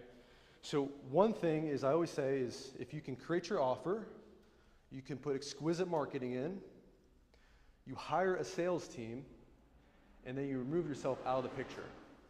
If you're still working in your business closing deals, you're fucking up. Because you need to remove yourself completely. You need to basically have people run that show for you and sell because that's basically irrelevant for you. You have to go work on the business. You should never be working in the business, you need to be working on the business. And for those positions that are having you and your energy being pulled in that direction, it's redundant. You're not gonna get as much as you need to get done. So in 2 or 3, 4, 5 years, guess what? You're stagnant. So work on the business instead of trying to work in it. How's that? Damn, I wish I had my slides. It's okay. Doing good so far? You guys like it? Okay, cool. Now, also, I talk about sales as a spiritual process. Now, with that being said, it's a spiritual process because you're having a heart-to-heart to someone and you're connecting. If you're authentic, you're real, you're genuine, you want to help them solve their problems, you're actually opening your heart, they're opening their heart, and you're actually connecting authentically. I always say the number one thing is when you understand people's values, you understand their needs and what their desired state is, you can tailor your pitch around what they need, and then what happens is you get to have them be more relevant or more open to your vision. If you don't do that and you skip steps, it's just a lack of that communication. You're trying to force something then. That's rather than natural or real. With that being said, sales is intentional, right? Everything you do, say, conduct should be consistently leading to that credit card. And the reason why I say that is because it's the most ethical thing, it's the most righteous thing, because if you have a product, service, and idea, and you know it can help solve their problems, but you can't close that, it's unethical on your half, because you didn't show up for them. And I take that blame consistently at times before my earlier career, because I try to rush it, I try to go through the steps, and I try to just force things and be unethical, so I learned from that. So if you could put your ego aside, you can find out really what truly people's needs and values are, and you can tailor your offer around their specific needs, you will always close more because you're genuinely trying to help them get to where their desired state is. No matter what product it is, something maybe they've seen online that was just like 50 bucks, or maybe they took a phone call with you and you're trying to close a $20,000 deal. It always is the same process because they always want what? Something to consume to help get to their desired state. So if you can remember, if you're trying to sell someone or close someone and you're helping them out, it's always about how can I help them get to their desired state, always. Think of them trying to cross this bridge and there's sharks and there's dynamite and there's all this booby traps below, right? And they're trying to maneuver around to get to that desired location. But if they take a slip because you didn't help serve them, then I don't know, they might fall off. So another thing too is objections. Why do people get objections in sales? Anybody? It's a natural part of the sales process. Okay. Anybody else? Customers doubt. Customers doubt. Okay. Anything else? They have a solid pitch. All their questions, so they didn't give them enough information to satisfy whatever objections they may come up with. Okay. Right. Okay. Perfect. Or Yep. say a solid pitch. Solid pitch. Okay. Anything else? Okay. Fantastic. Number one thing why people come up with objections, you know why? They're uncertain. The uncertainty could be with you, but most likely they're uncertain with your delivery and your product. If you're not able to present a right intro, gather intel properly, build value, create a desired state, most likely at the close, I don't deal with objections because I know that they're more willing and open because I convey that image, that vision that they want because they're a greater version of themselves. So the number one reason why people have objections is because you skipped a step and you rushed it. And also a couple other things too, I always put down. You're not present. You haven't dealt with their true concerns. There's a lot of uncertainty behind your pitch and your delivery because you're not able to articulate accurately. They don't like you, they don't trust you, and they haven't gotten to know you yet. So if you look at those combinations of things of why people don't close, it's because you fall short on one of them, or two of them at least. Now, someone had a question? No? Okay. So another thing too, sales always occur when you fulfill their greater version of themselves with your product and service, right?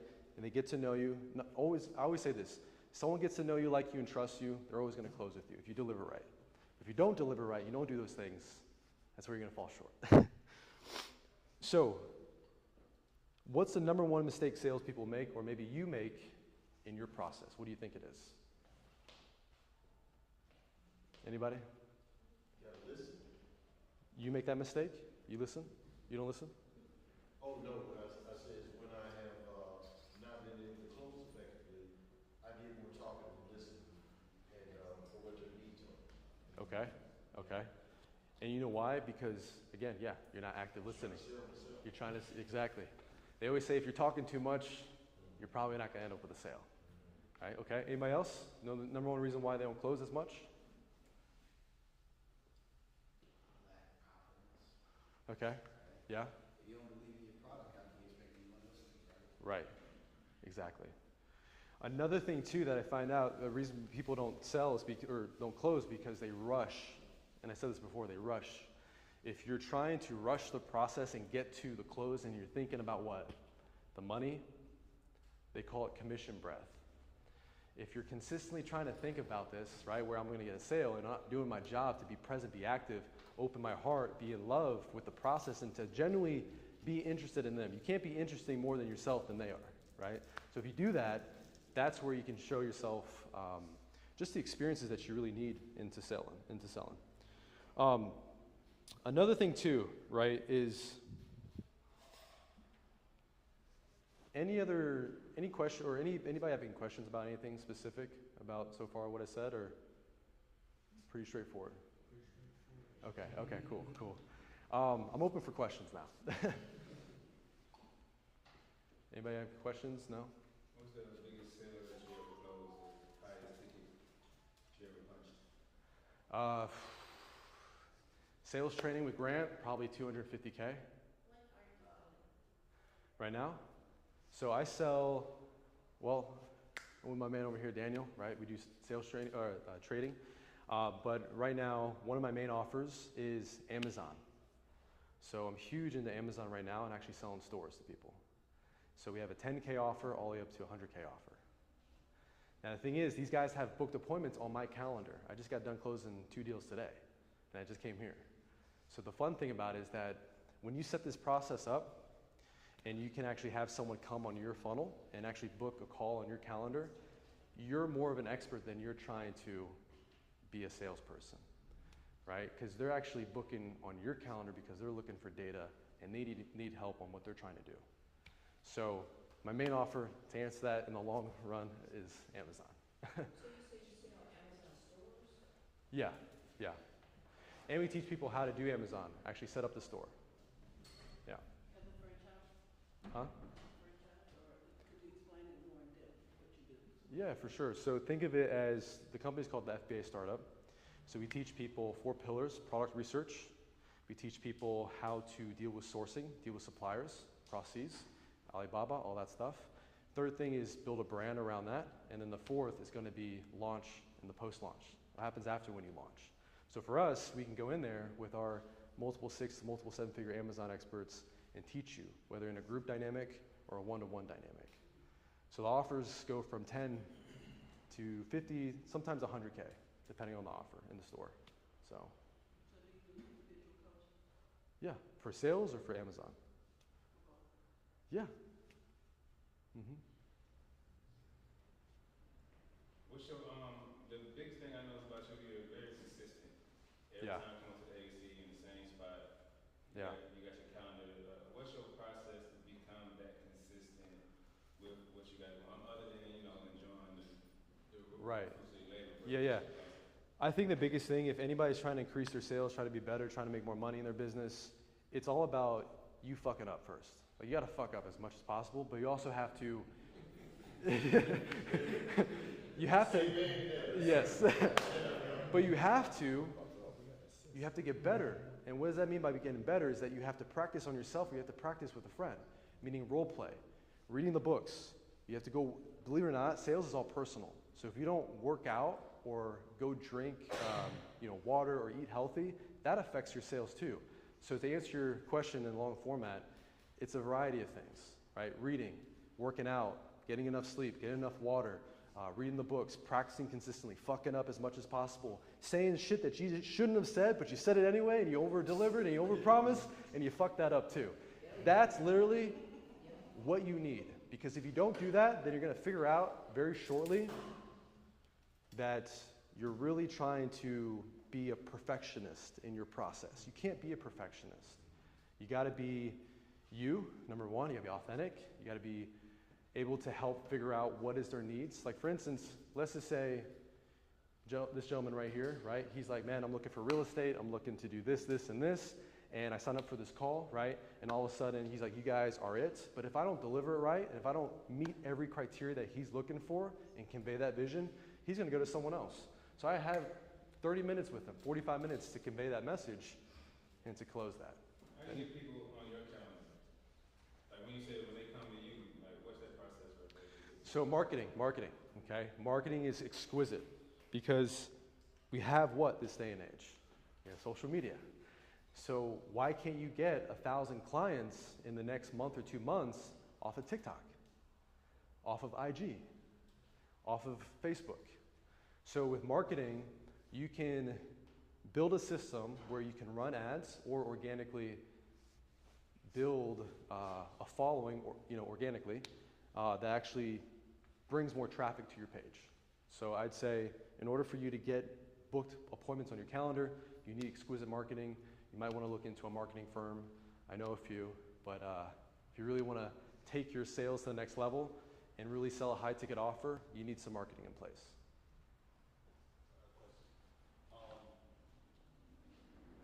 When I'm hearing you talk about sales, sounds psychological. How much psychology goes into Oh, man. sales? Like I said, everything's intentional. Everything you say, you do, your look, your performance, the way you show up, right? That's all coming to the point where, you and that person's on the sales call.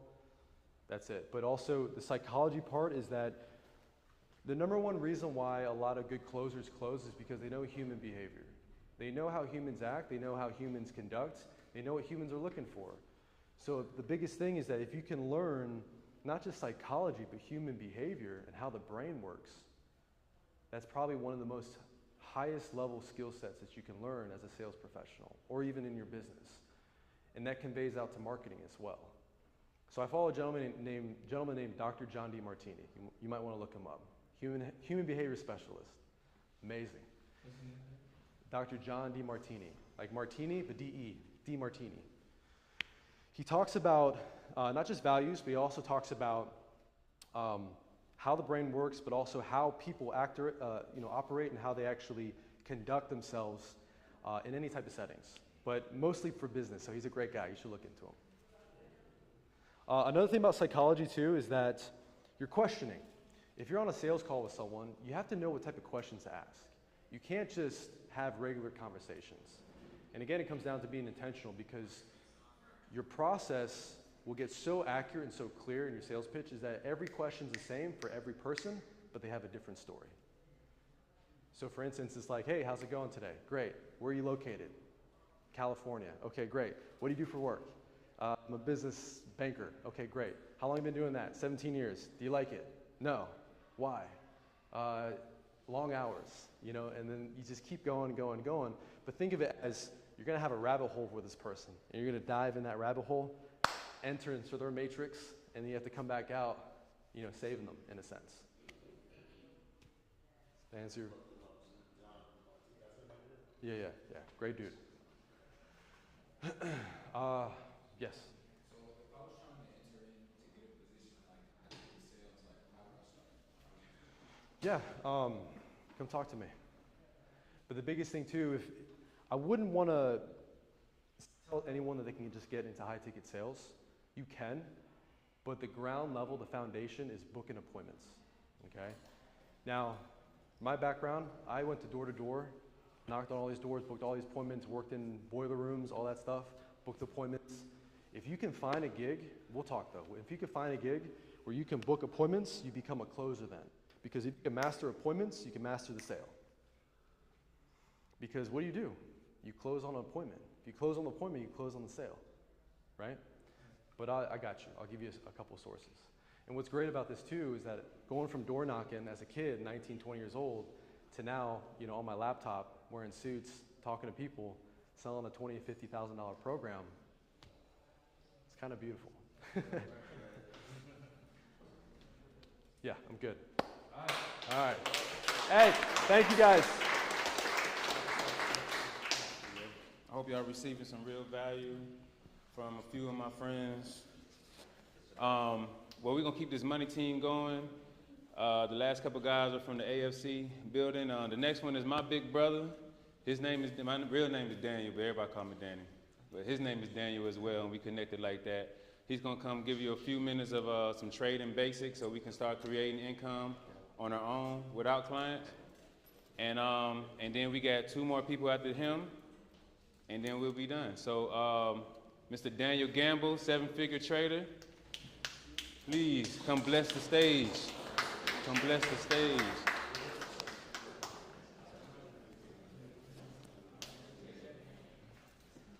All right, how y'all doing tonight? How many people in this room are actively participating in the stock market right now? Directly, indirectly. How many people are in the market?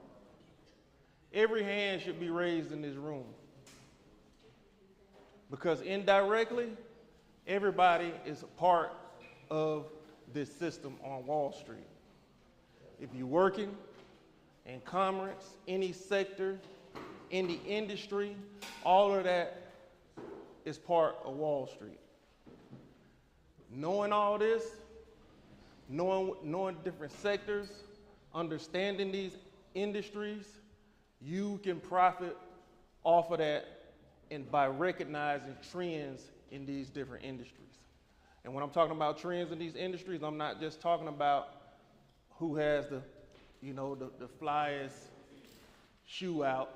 I'm talking about actually knowing how to go and look at that data, where to look at that data, and follow that trend according to supply and demand.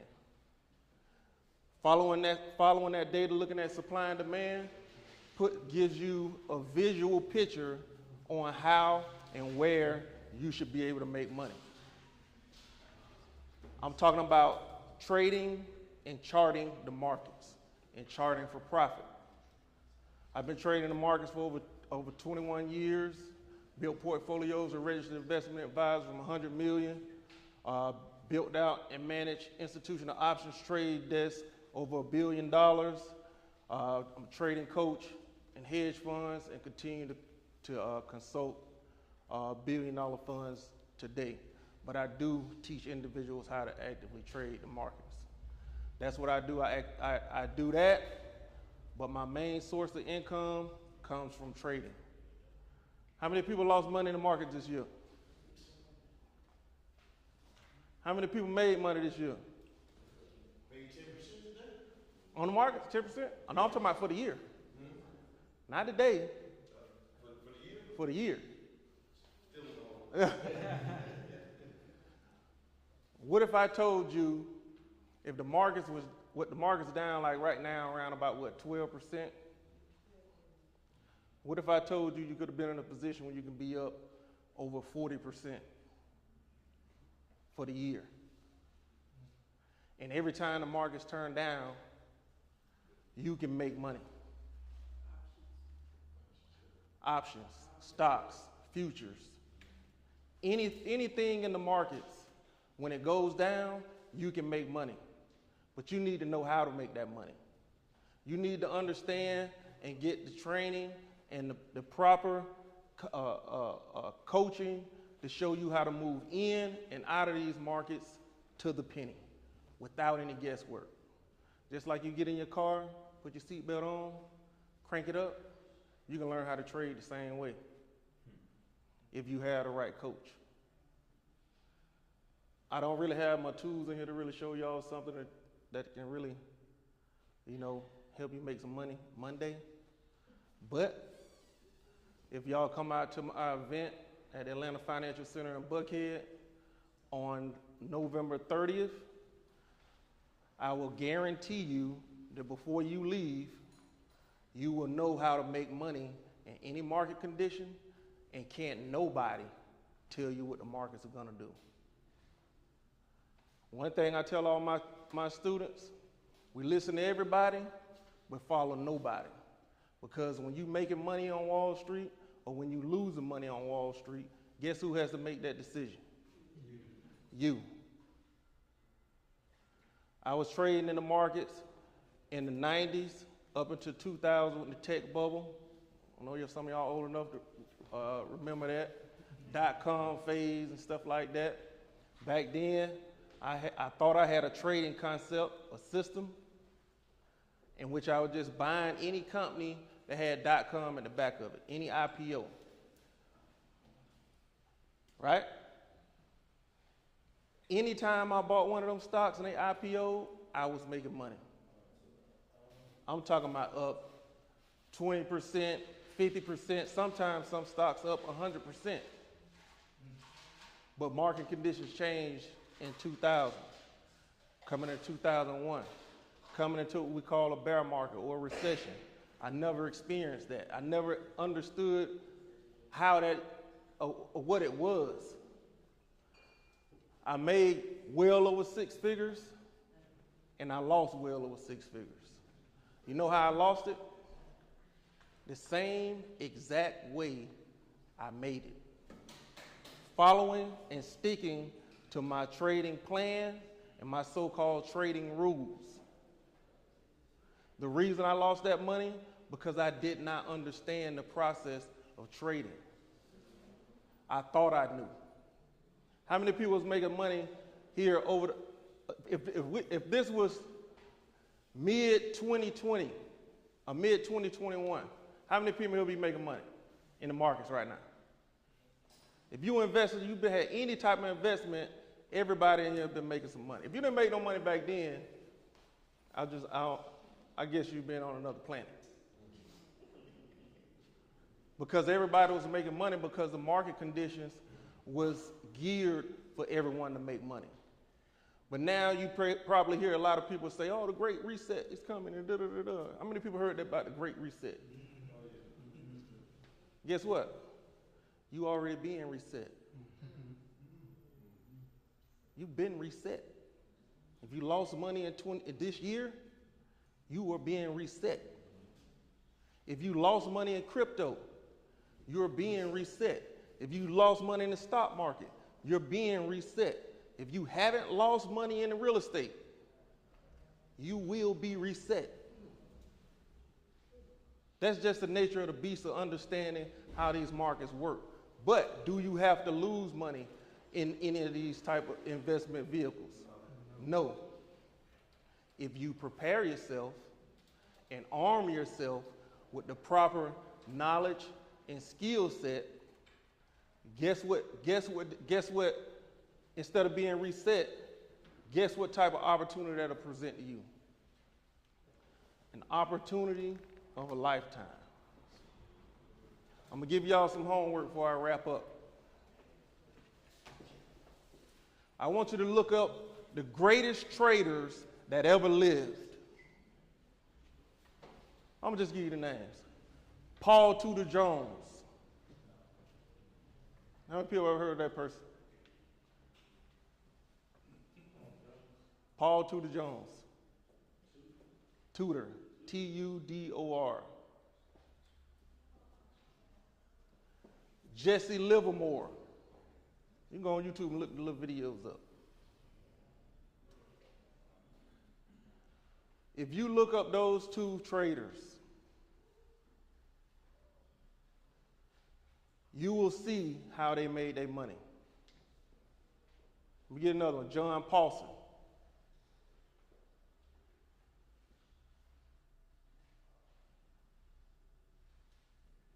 They made billions. Some of them made billions in like one day. But when you do this and you start looking up some of the greatest traders that ever lived and currently live today, you know when they made their money? In a recession. You make the most money that you can possibly can, and the quickest is during recessions. If you know how to properly position yourself in a recession, guess what? You'll be taking trips, taking flights, so whatever y'all like to do. I like to travel. So that's my thing. But whatever it is that you like to do, you will be able to do that. I'm not saying that this is something easy. A lot of people portray that, oh yeah, look at this, you take my course and I'm gonna teach you how to trade and you can live like XYZ. I'll let everybody know right now. You come to my class and into the event on the 30th, you're gonna learn how to protect yourself and know when and where to take shots in these markets. But if you move along the curve to go and participate in what we call the Sniper Investor Program, if you're not really willing to put in the work, don't show up. I will give you your money back. Because trading is a real, true skill set. JP Morgan wasn't built on hope. Goldman Sachs is not built on hope. Wall Street and New York Stock Exchange is not built on hope. It was built in 1792, Wall Street was. The New York Stock Exchange, and introduced the rules of the game. It's man-made. So when next time y'all hear somebody say, don't nobody know where the stock market is gonna go, ask the men that created it. That's my time. I'm gonna get to wrap up. You wanna catch up with me November 30th. I got a couple guys have a QR code. Man, Tyler back there, he has a QR code on his phone, my phone. You can sign up on Eventbrite, and I look forward to seeing y'all in the winner's circle. November 30th. Okay. We got two more people. This is called assets, branding, and credit. So what y'all heard was assets, right? So now we about to talk about how to separate yourself in the business from the market. This young man I'm bringing up next, he puts the B in branding. His name is Berlin. He's the celebrity photographer. He shoots everybody in Atlanta, but he also is a rebrand master. He's branded for some of the top companies, including Siri, don't you? But no, Berlin, metaphoric, he's gonna give y'all a few tips on about how to separate yourself in the market so y'all can really make some money. And then we're gonna end it out with my man right here is a credit scientist, credit analyst. And the presentation that, since the monitor wasn't acting right, the presentation that the high ticket sales guy, Tyler, wanted to show y'all, he's gonna give it away on the Billionaire Financials page. So y'all give me your information, y'all can receive that. And Berlin, his presentation as well, we can get that to you guys as well. And I keep up with all the events of the people that are in here. Y'all can get the information and receive it and stay connected. So, Berlin.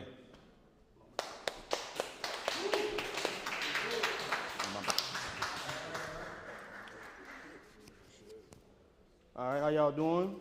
As he said, my name is Berlin.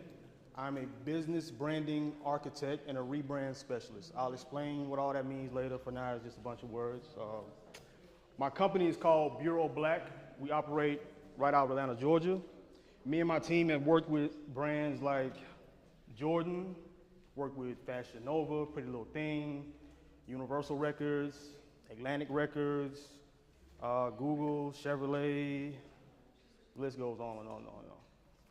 So like he said, like my boy Tyler, I had put together a whole presentation with slides and all that stuff, but I'm kind of glad it's not working because I'd rather, because I was going to show you guys a bunch of before and afters and all that kind of stuff from what I do. But I'd much rather have a conversation with you, talk to you about basically the importance and the power in branding. As a matter of fact, it's my goal to convince you that branding is the single most important deciding factor as to whether or not your business succeeds or fails. A bold claim, I'm gonna back it up, all right? First off, side note, I want to tell everybody here, I'm from a very, very small country town in Georgia. So if I get to talking fast in country, just throw me a little signal. I'll try to double back and speak plain English for you. But I want to get some audience engagement going. By show of hands, how many of y'all started, created, operate your own business? Like you signed up to LLC, you did your thing. Show of hands. All right, there's a couple of y'all in here. All right. Keep your hands raised if you did your own branding and marketing. You created your website, logo, business cards, colors, fonts, social media, whatever. Okay, got a few of y'all in there. All right. Not mad. All right, well, okay. Now, out of you that had your hands raised, right? Raise your hands if you felt comfortable and knowledgeable while doing it. You weren't bumping your heads, you just powered straight through. 1, 2, 3, 4. All right, I'm gonna talk to all of y'all after this thing here. I might have a job for you, real talk, because I need some help. Stuff is not easy. You gotta understand, so to somebody like me, to say that you did it yourself and you did it confidently, like you felt like you knew what you were doing, that's like saying you stitched your own shirt and built your own car before you got here. Like, it's that deep, it's that serious. Branding is not easy, and it's not simple. Like I told you before, I'm gonna take this off, y'all. Yeah, appreciate it.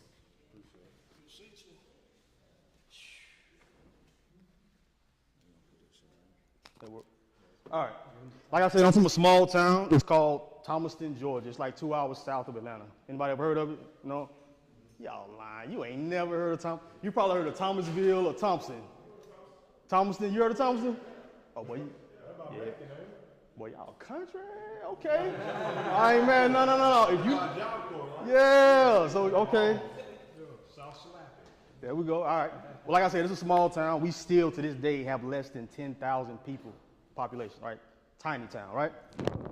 So growing up, every Friday, right, when I was a young boy, me and my dad used to go and rent movies, one movie and one video game. Every Friday, it became like a religious thing, like tradition in my family.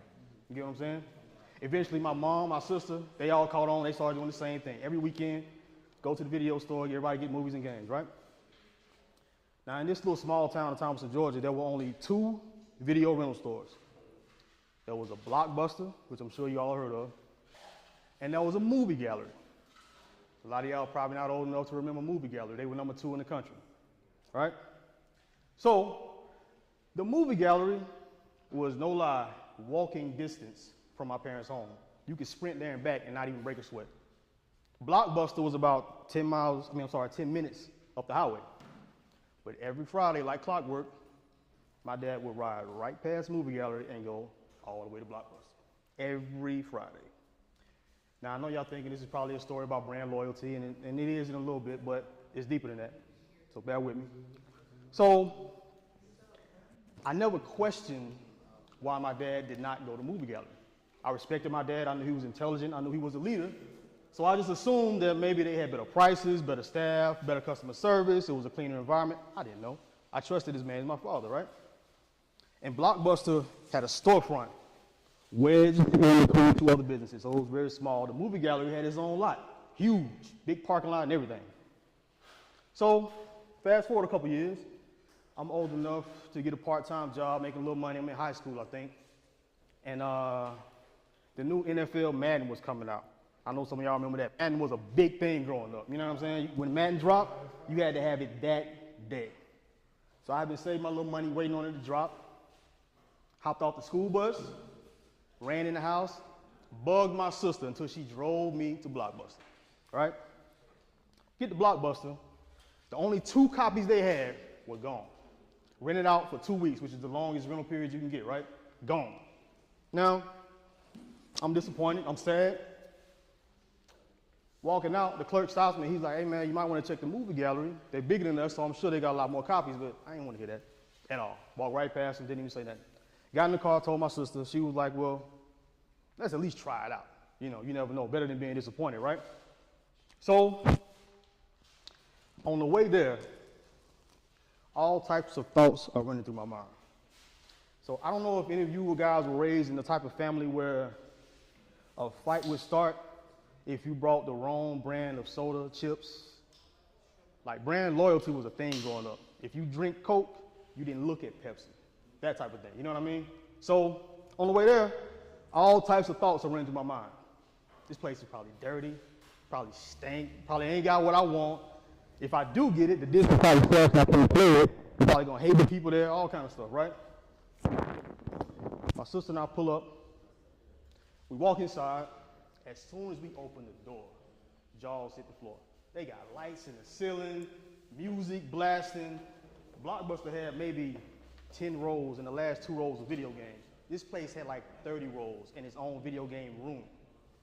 So you walk past all these movies, you turn the corner, and it's shelves and shelves of video games, Mario posters on the wall, all kind of stuff.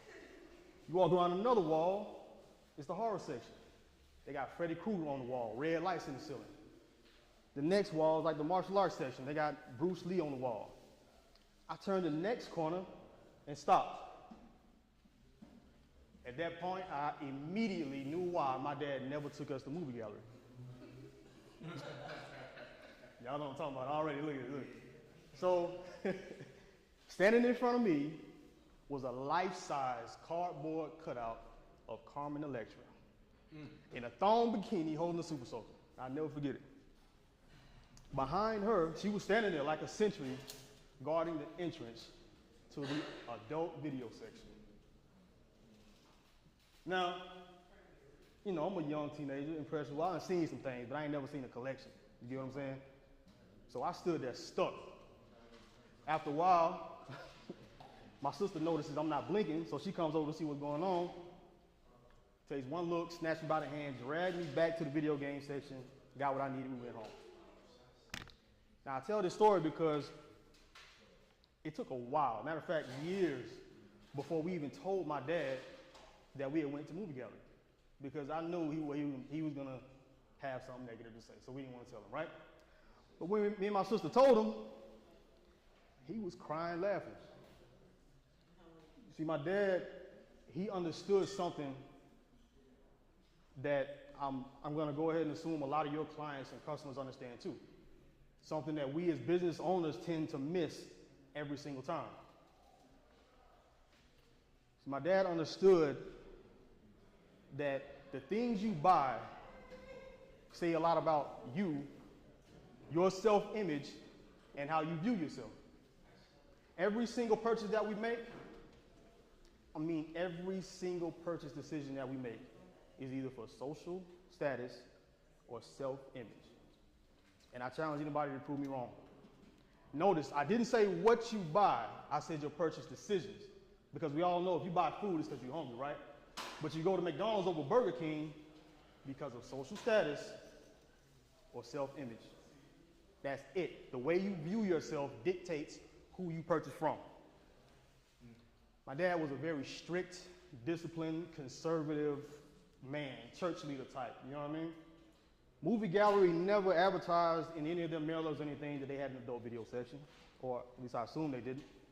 But somehow my dad knew when he did see these mailers that they were more expressive, more liberal, more free, younger, and more radical.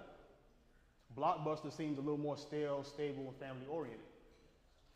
And what I mean when I say that he understood something that I bet your customers understand too, you see, no matter what you do, the customers are gonna fill in those gaps for you. There's only a certain amount of information you can display to somebody in an ad, social media, website. The customer is gonna fill in that gap with their own notion. They're gonna build up their own connotation as to what you represent in their mind. And they're gonna make a conscious decision. Appreciate it, bro. I feel like a preacher up here now. Say that. Amen. You coming up here with me? Come on.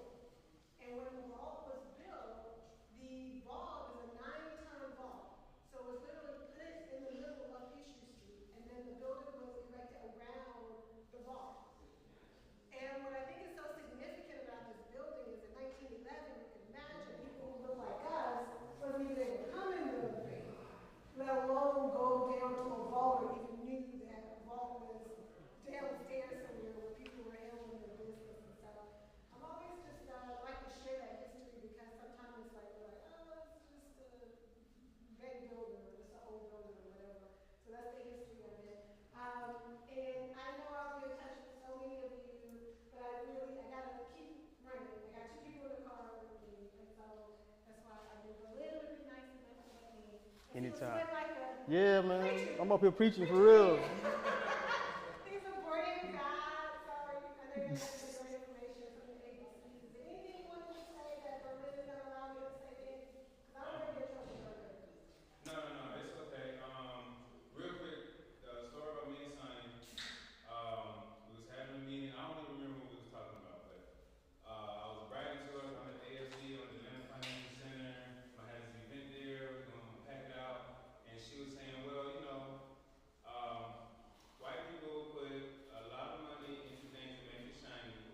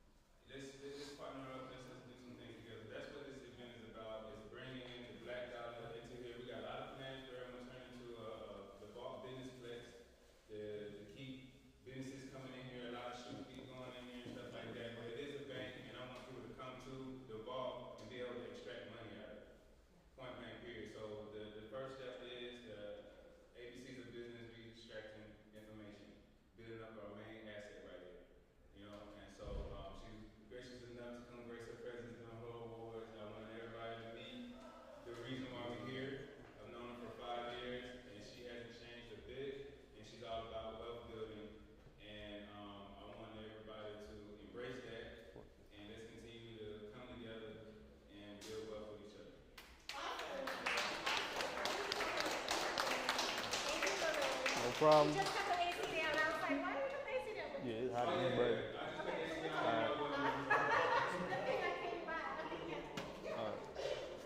Alright, I lost my whole train of thought. Came with that dress on, too. Where was I? You remember?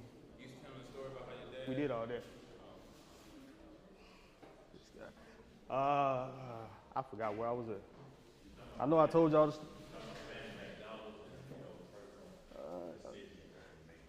Yeah, okay, you're right. So I was saying, you know, branding is what drives the decisions, the purchasing decisions that we make.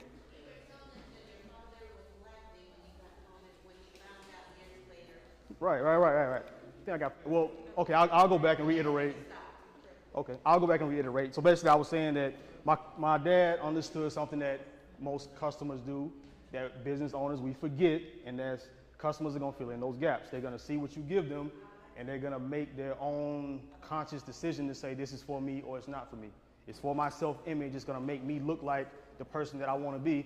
Really piggybacking off what my boy Tyler said, I don't know where he went, but it's all about your self-image. A food-conscious, extreme health nut would not be caught dead shopping at Kroger, right? We all know that. It could be a Kroger on every corner in a 5-mile radius, but you're gonna skip to that next county to go to Whole Foods. That's the way branding works. And we like to tell ourselves that these are rational decisions, that we're doing it because there's a good reason. This is better, this is more cost effective, or this does what it's supposed to do better than this other brand, but to be honest, every purchasing decision is emotional. And guys, I know we like to pin that on the women a lot of times. We'll say they just want it because they want it. They want that purse because I want it. I want this car because I want it. But the truth is, men do the same exact thing. We just better at rationalizing it, to be honest with you. That's about it. So, a brand, in conclusion with that part, a brand is an expectation. A brand is a promise that every time I come to you, this is what I'm gonna get. This is the value proposition. This is what I'm expecting to get from you every single time, no ifs, ands, or buts. There's a famous branding marketing guy, his name is Seth Godin, right? He was in this interview one time, made the assertion that companies spend way too much time developing their logos. This is very true because the logo means absolutely nothing. Think about some of the most famous brands and their logos. Super simple. Look like my daughter could have drew it. Anybody could have done it. It's the meaning that you attach to that logo that makes your brand successful. He posed a question in his interview, or actually the interviewer asked him a question. He said, what's the difference between a brand and its logo? And he responded by saying, if Nike were to build a hotel, right? I'm pretty sure everybody in this room could give me an accurate guess as to what that hotel would look like. What colors they would use, the type of employees they would hire, the type of dress the employees would wear, the exclusive amenities that would only be available at the Nike Hotel. Matter of fact, if I passed around a notepad with a pen and told you not to let your neighbors see, had you all write down what you thought it would look like and read them out loud, I guarantee you they would all sound the same. Now, if the Hyatt decided to build a sneaker, what would that look like? Anybody want to guess at it? Penny loafers. Ugly, plain. That's what I get from it. You know what I'm saying? That's because the Hyatt does not have a brand. The Hyatt has a logo. Nike has a brand. Nike has a promise that extends beyond its product and its service. A lot of people tie their brand to their product and service. A brand message is not, I'm the best massage therapist in Atlanta, because anybody can say that and be right or wrong. We don't know. That's not a brand message. A brand message is distinct. Nobody can make the claim that you make. And if it's distinct in your customer's mind, then you've earned something. You have a place in their mind. It's called positioning. If you haven't earned that distinction, then you can suffice it to say that what you're selling is a commodity. And you're calling it a brand so you can charge a little extra for it. That's it. If yours doesn't have a distinction, it is not a brand, it is a commodity. A brand is also a feeling. There was a study done at Duke University a couple years back where they took a group of random students, split them in half, and put them in theater rooms, right? Group one, they flashed the Apple logo for like a millisecond. Group 2, they flashed the IBM logo. After they ran these logos for a while, they ran them through a series of tests. And what they concluded was the group that was shown the Apple logo performed better at creative tasks. Does anybody guess why? It's because for years, since the 80s at least, Apple has been beating in our heads that Apple is for the cool, the hip, the young, the creative. It hits your spirit. See, it's way deeper than a logo, than a color and a font. I tell my clients this all the time, and Tyler touched on this too. In the beginning of this process, I always tell them, this thing is spiritual. You're gonna go through a lot of spiritual development when it comes to developing your brand. All you entrepreneurs in here know that when you started your business, that's when your real personal development started. It changed who you were as a person. You started to understand things about yourself that you didn't know. Branding is the same way, but on a deeper level. It's gonna affect your spiritual sense of yourself. There was another study done with Apple. Matter of fact, how many people in here are Samsung users, like devout Samsung users? You got one in the back? Don't be scared, hold your hands up. Y'all look like y'all don't wanna say it. Be proud of your brand. You like Samsung, put your hand up. Nobody? 1, 2, all right. So I'm gonna just say the rest of y'all are Apple users, right? I hope. They did a test. You guys know what MRIs are, right? MRIs is what they use to measure your brainwave patterns. They use these MRIs to test, for example, when you're angry, when you're sad, all this stuff. They know where in your brain is triggered. So they took a group of devout Apple users and a group of devout Samsung users, hooked them up to MRI, and told both groups good news, bad news, and indifferent news about Apple and Samsung.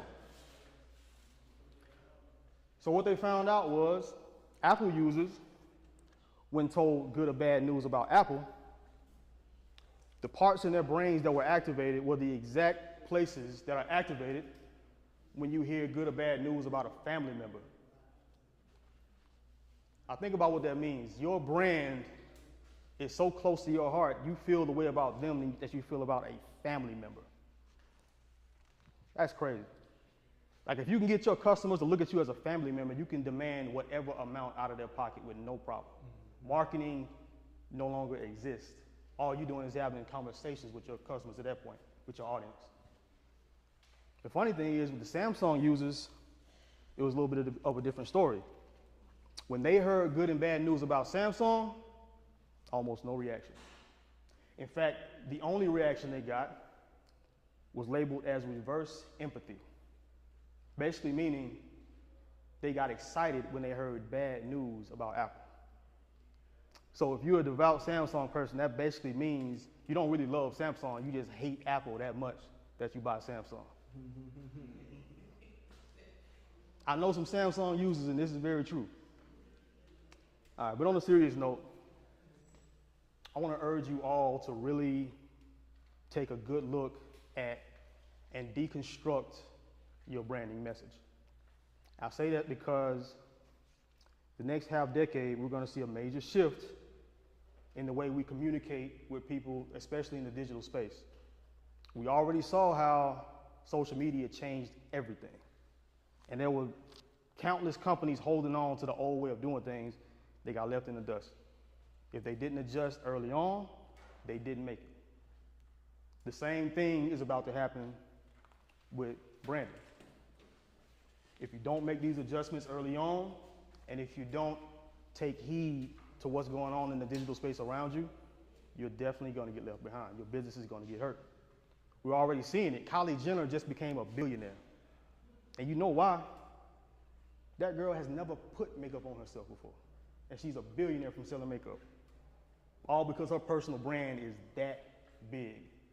A billionaire. Rihanna hopped over Beyonce. And we all know it because she can't sing and dance. Her brand is just that powerful. So again, I urge you all to take a real close look at your branding. And another thing too, I'll tell you something about myself.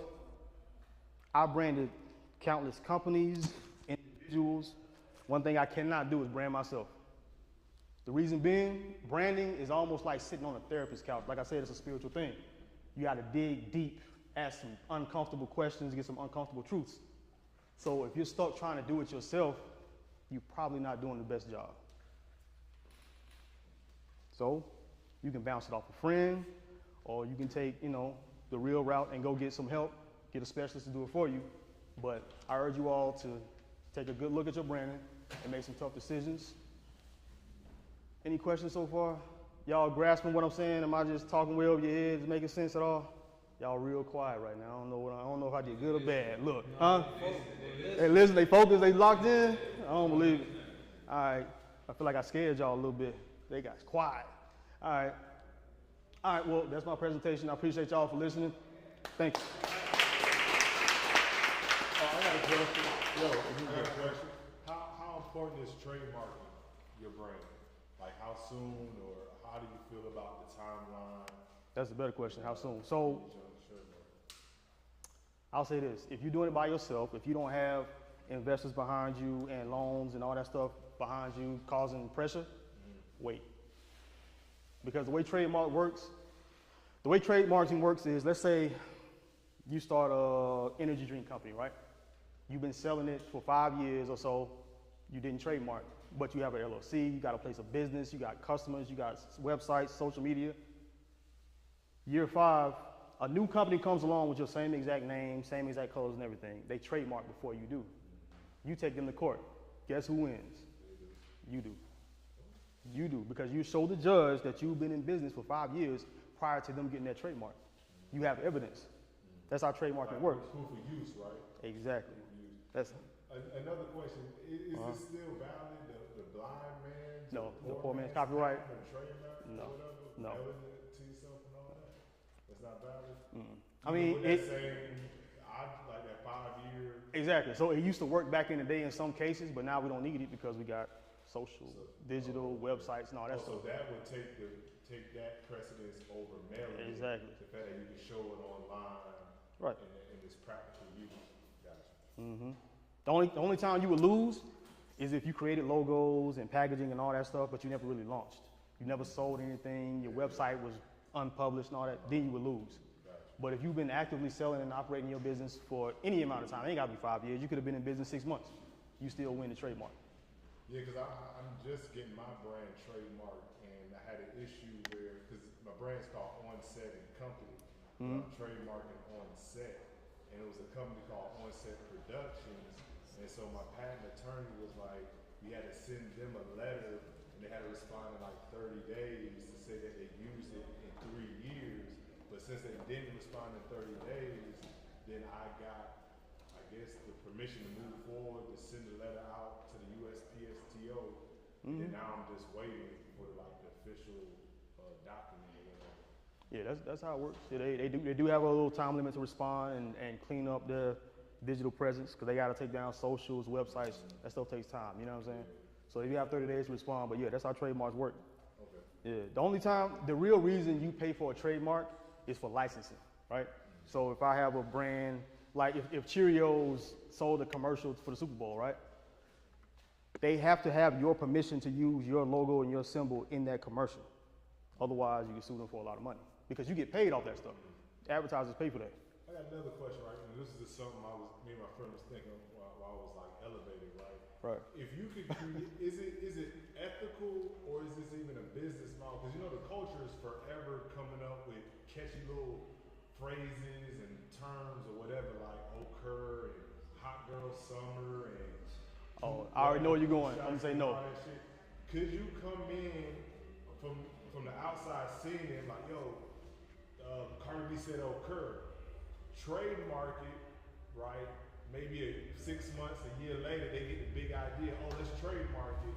They see it.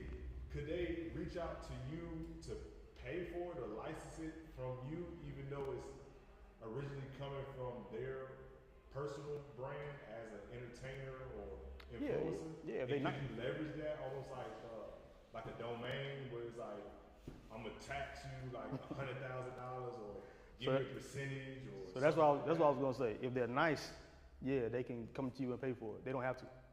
But what if they do it without? Then you have the right to take them to trial or court. Because just like in the other situation, they can prove that this was a common phrase they use a lot. Phrase that they use. And because they got the money to fight you, they're gonna eat you up in court. The only time you win, you could pay for a domain. That they can't take from you. You can make an Okur domain and she could never fight it. She would have to pay you for it. Period. Yeah, but anything else, putting her slogan on T-shirts and all that, they can cut you off. Yeah, even if I got a trade, kind of like that White Lives Matter joint, where it was saying like the guys own it, but Kanye was trying to buy it. Or something, but Like I said, they're nice. yeah, He don't have to do that. yeah. It was obvious. He was the first person to do it, first person to wear it. He could eat them up in court. But he probably being cool about it, you know what I'm saying? So yeah, but that's it. If I had $2,500 to start a business with, do you think I should put in the marketing or focus more on branding? Boy, I'm glad you asked that. Hold on. So, because of social media, a lot of people, you said what? That's like the chicken and the egg. Which one came first? Nah, this is branding definitely comes first. Your marketing is an extension of your branding. You get what I'm saying? The chain is, and it's funny because I got into branding by coming up the chain. So I wanted to be an advertiser. I used to shoot commercials. I wanted to get into advertising. And I found out that the companies don't book the ad company to do it. The marketing company does. So I said, okay, cool. I get into marketing. Got into marketing and realized it was a bunch of data, research, crunching numbers, all that stuff. I was like, no, I want the creative side of things. I want to know why these companies do what they do. You know what I mean? So that's how I went from marketing to branding. Branding informs all of that. It starts with branding, then it's marketing, and then it's promotions. Advertising, PR, all that's part of promotions, which comes behind marketing. But yeah, the branding is first. And to answer your question, yeah, so nowadays with social media, it looks like everybody is winning because of marketing. But I would urge y'all to take a closer look because the branding behind it is what's winning. A lot of people will wreck their brains trying to figure out the best piece of content. Let's go viral. I want to do this type of video, that type of reel. Ain't got nothing to do with that. I mean, you can look up, but I don't like the luck thing. You know what I'm saying? I want to take a short shot. And the only short shot nowadays is to come up with a brand that resonates with your customer deep. You want to get to the point where no matter what you're selling, I could be selling credit repair today and shoes tomorrow, but because it's my brand, they gonna buy it. That's the point you want to be at with your customer. And you can't do that through marketing. You can only do it with your branding. That's that. Any more questions? Y'all good? What's your IG? So IG. I'm gonna give you the photography IG because the branding page. So I used to only deal with private clientele. We literally just this August opened up to the public, and so the page is not worth looking at this point. But my photography IG is Berlin, like the city, BERLIN _ photo god. You can reach me on there if you need to for any inquiries, even if it's got something to do with branding. Just hit me up there. Appreciate y'all. Thank you.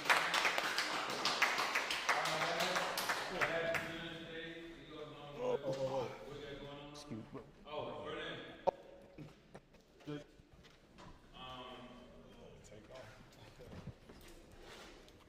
Appreciate it. So my company is Billionaire Financials. I'm a business credit analyst. I analyze your business and give you all the tools that you need so you can become bankable, which means when I'll show you what the bank sees to say if they're going to do business with you or not on the funding side. So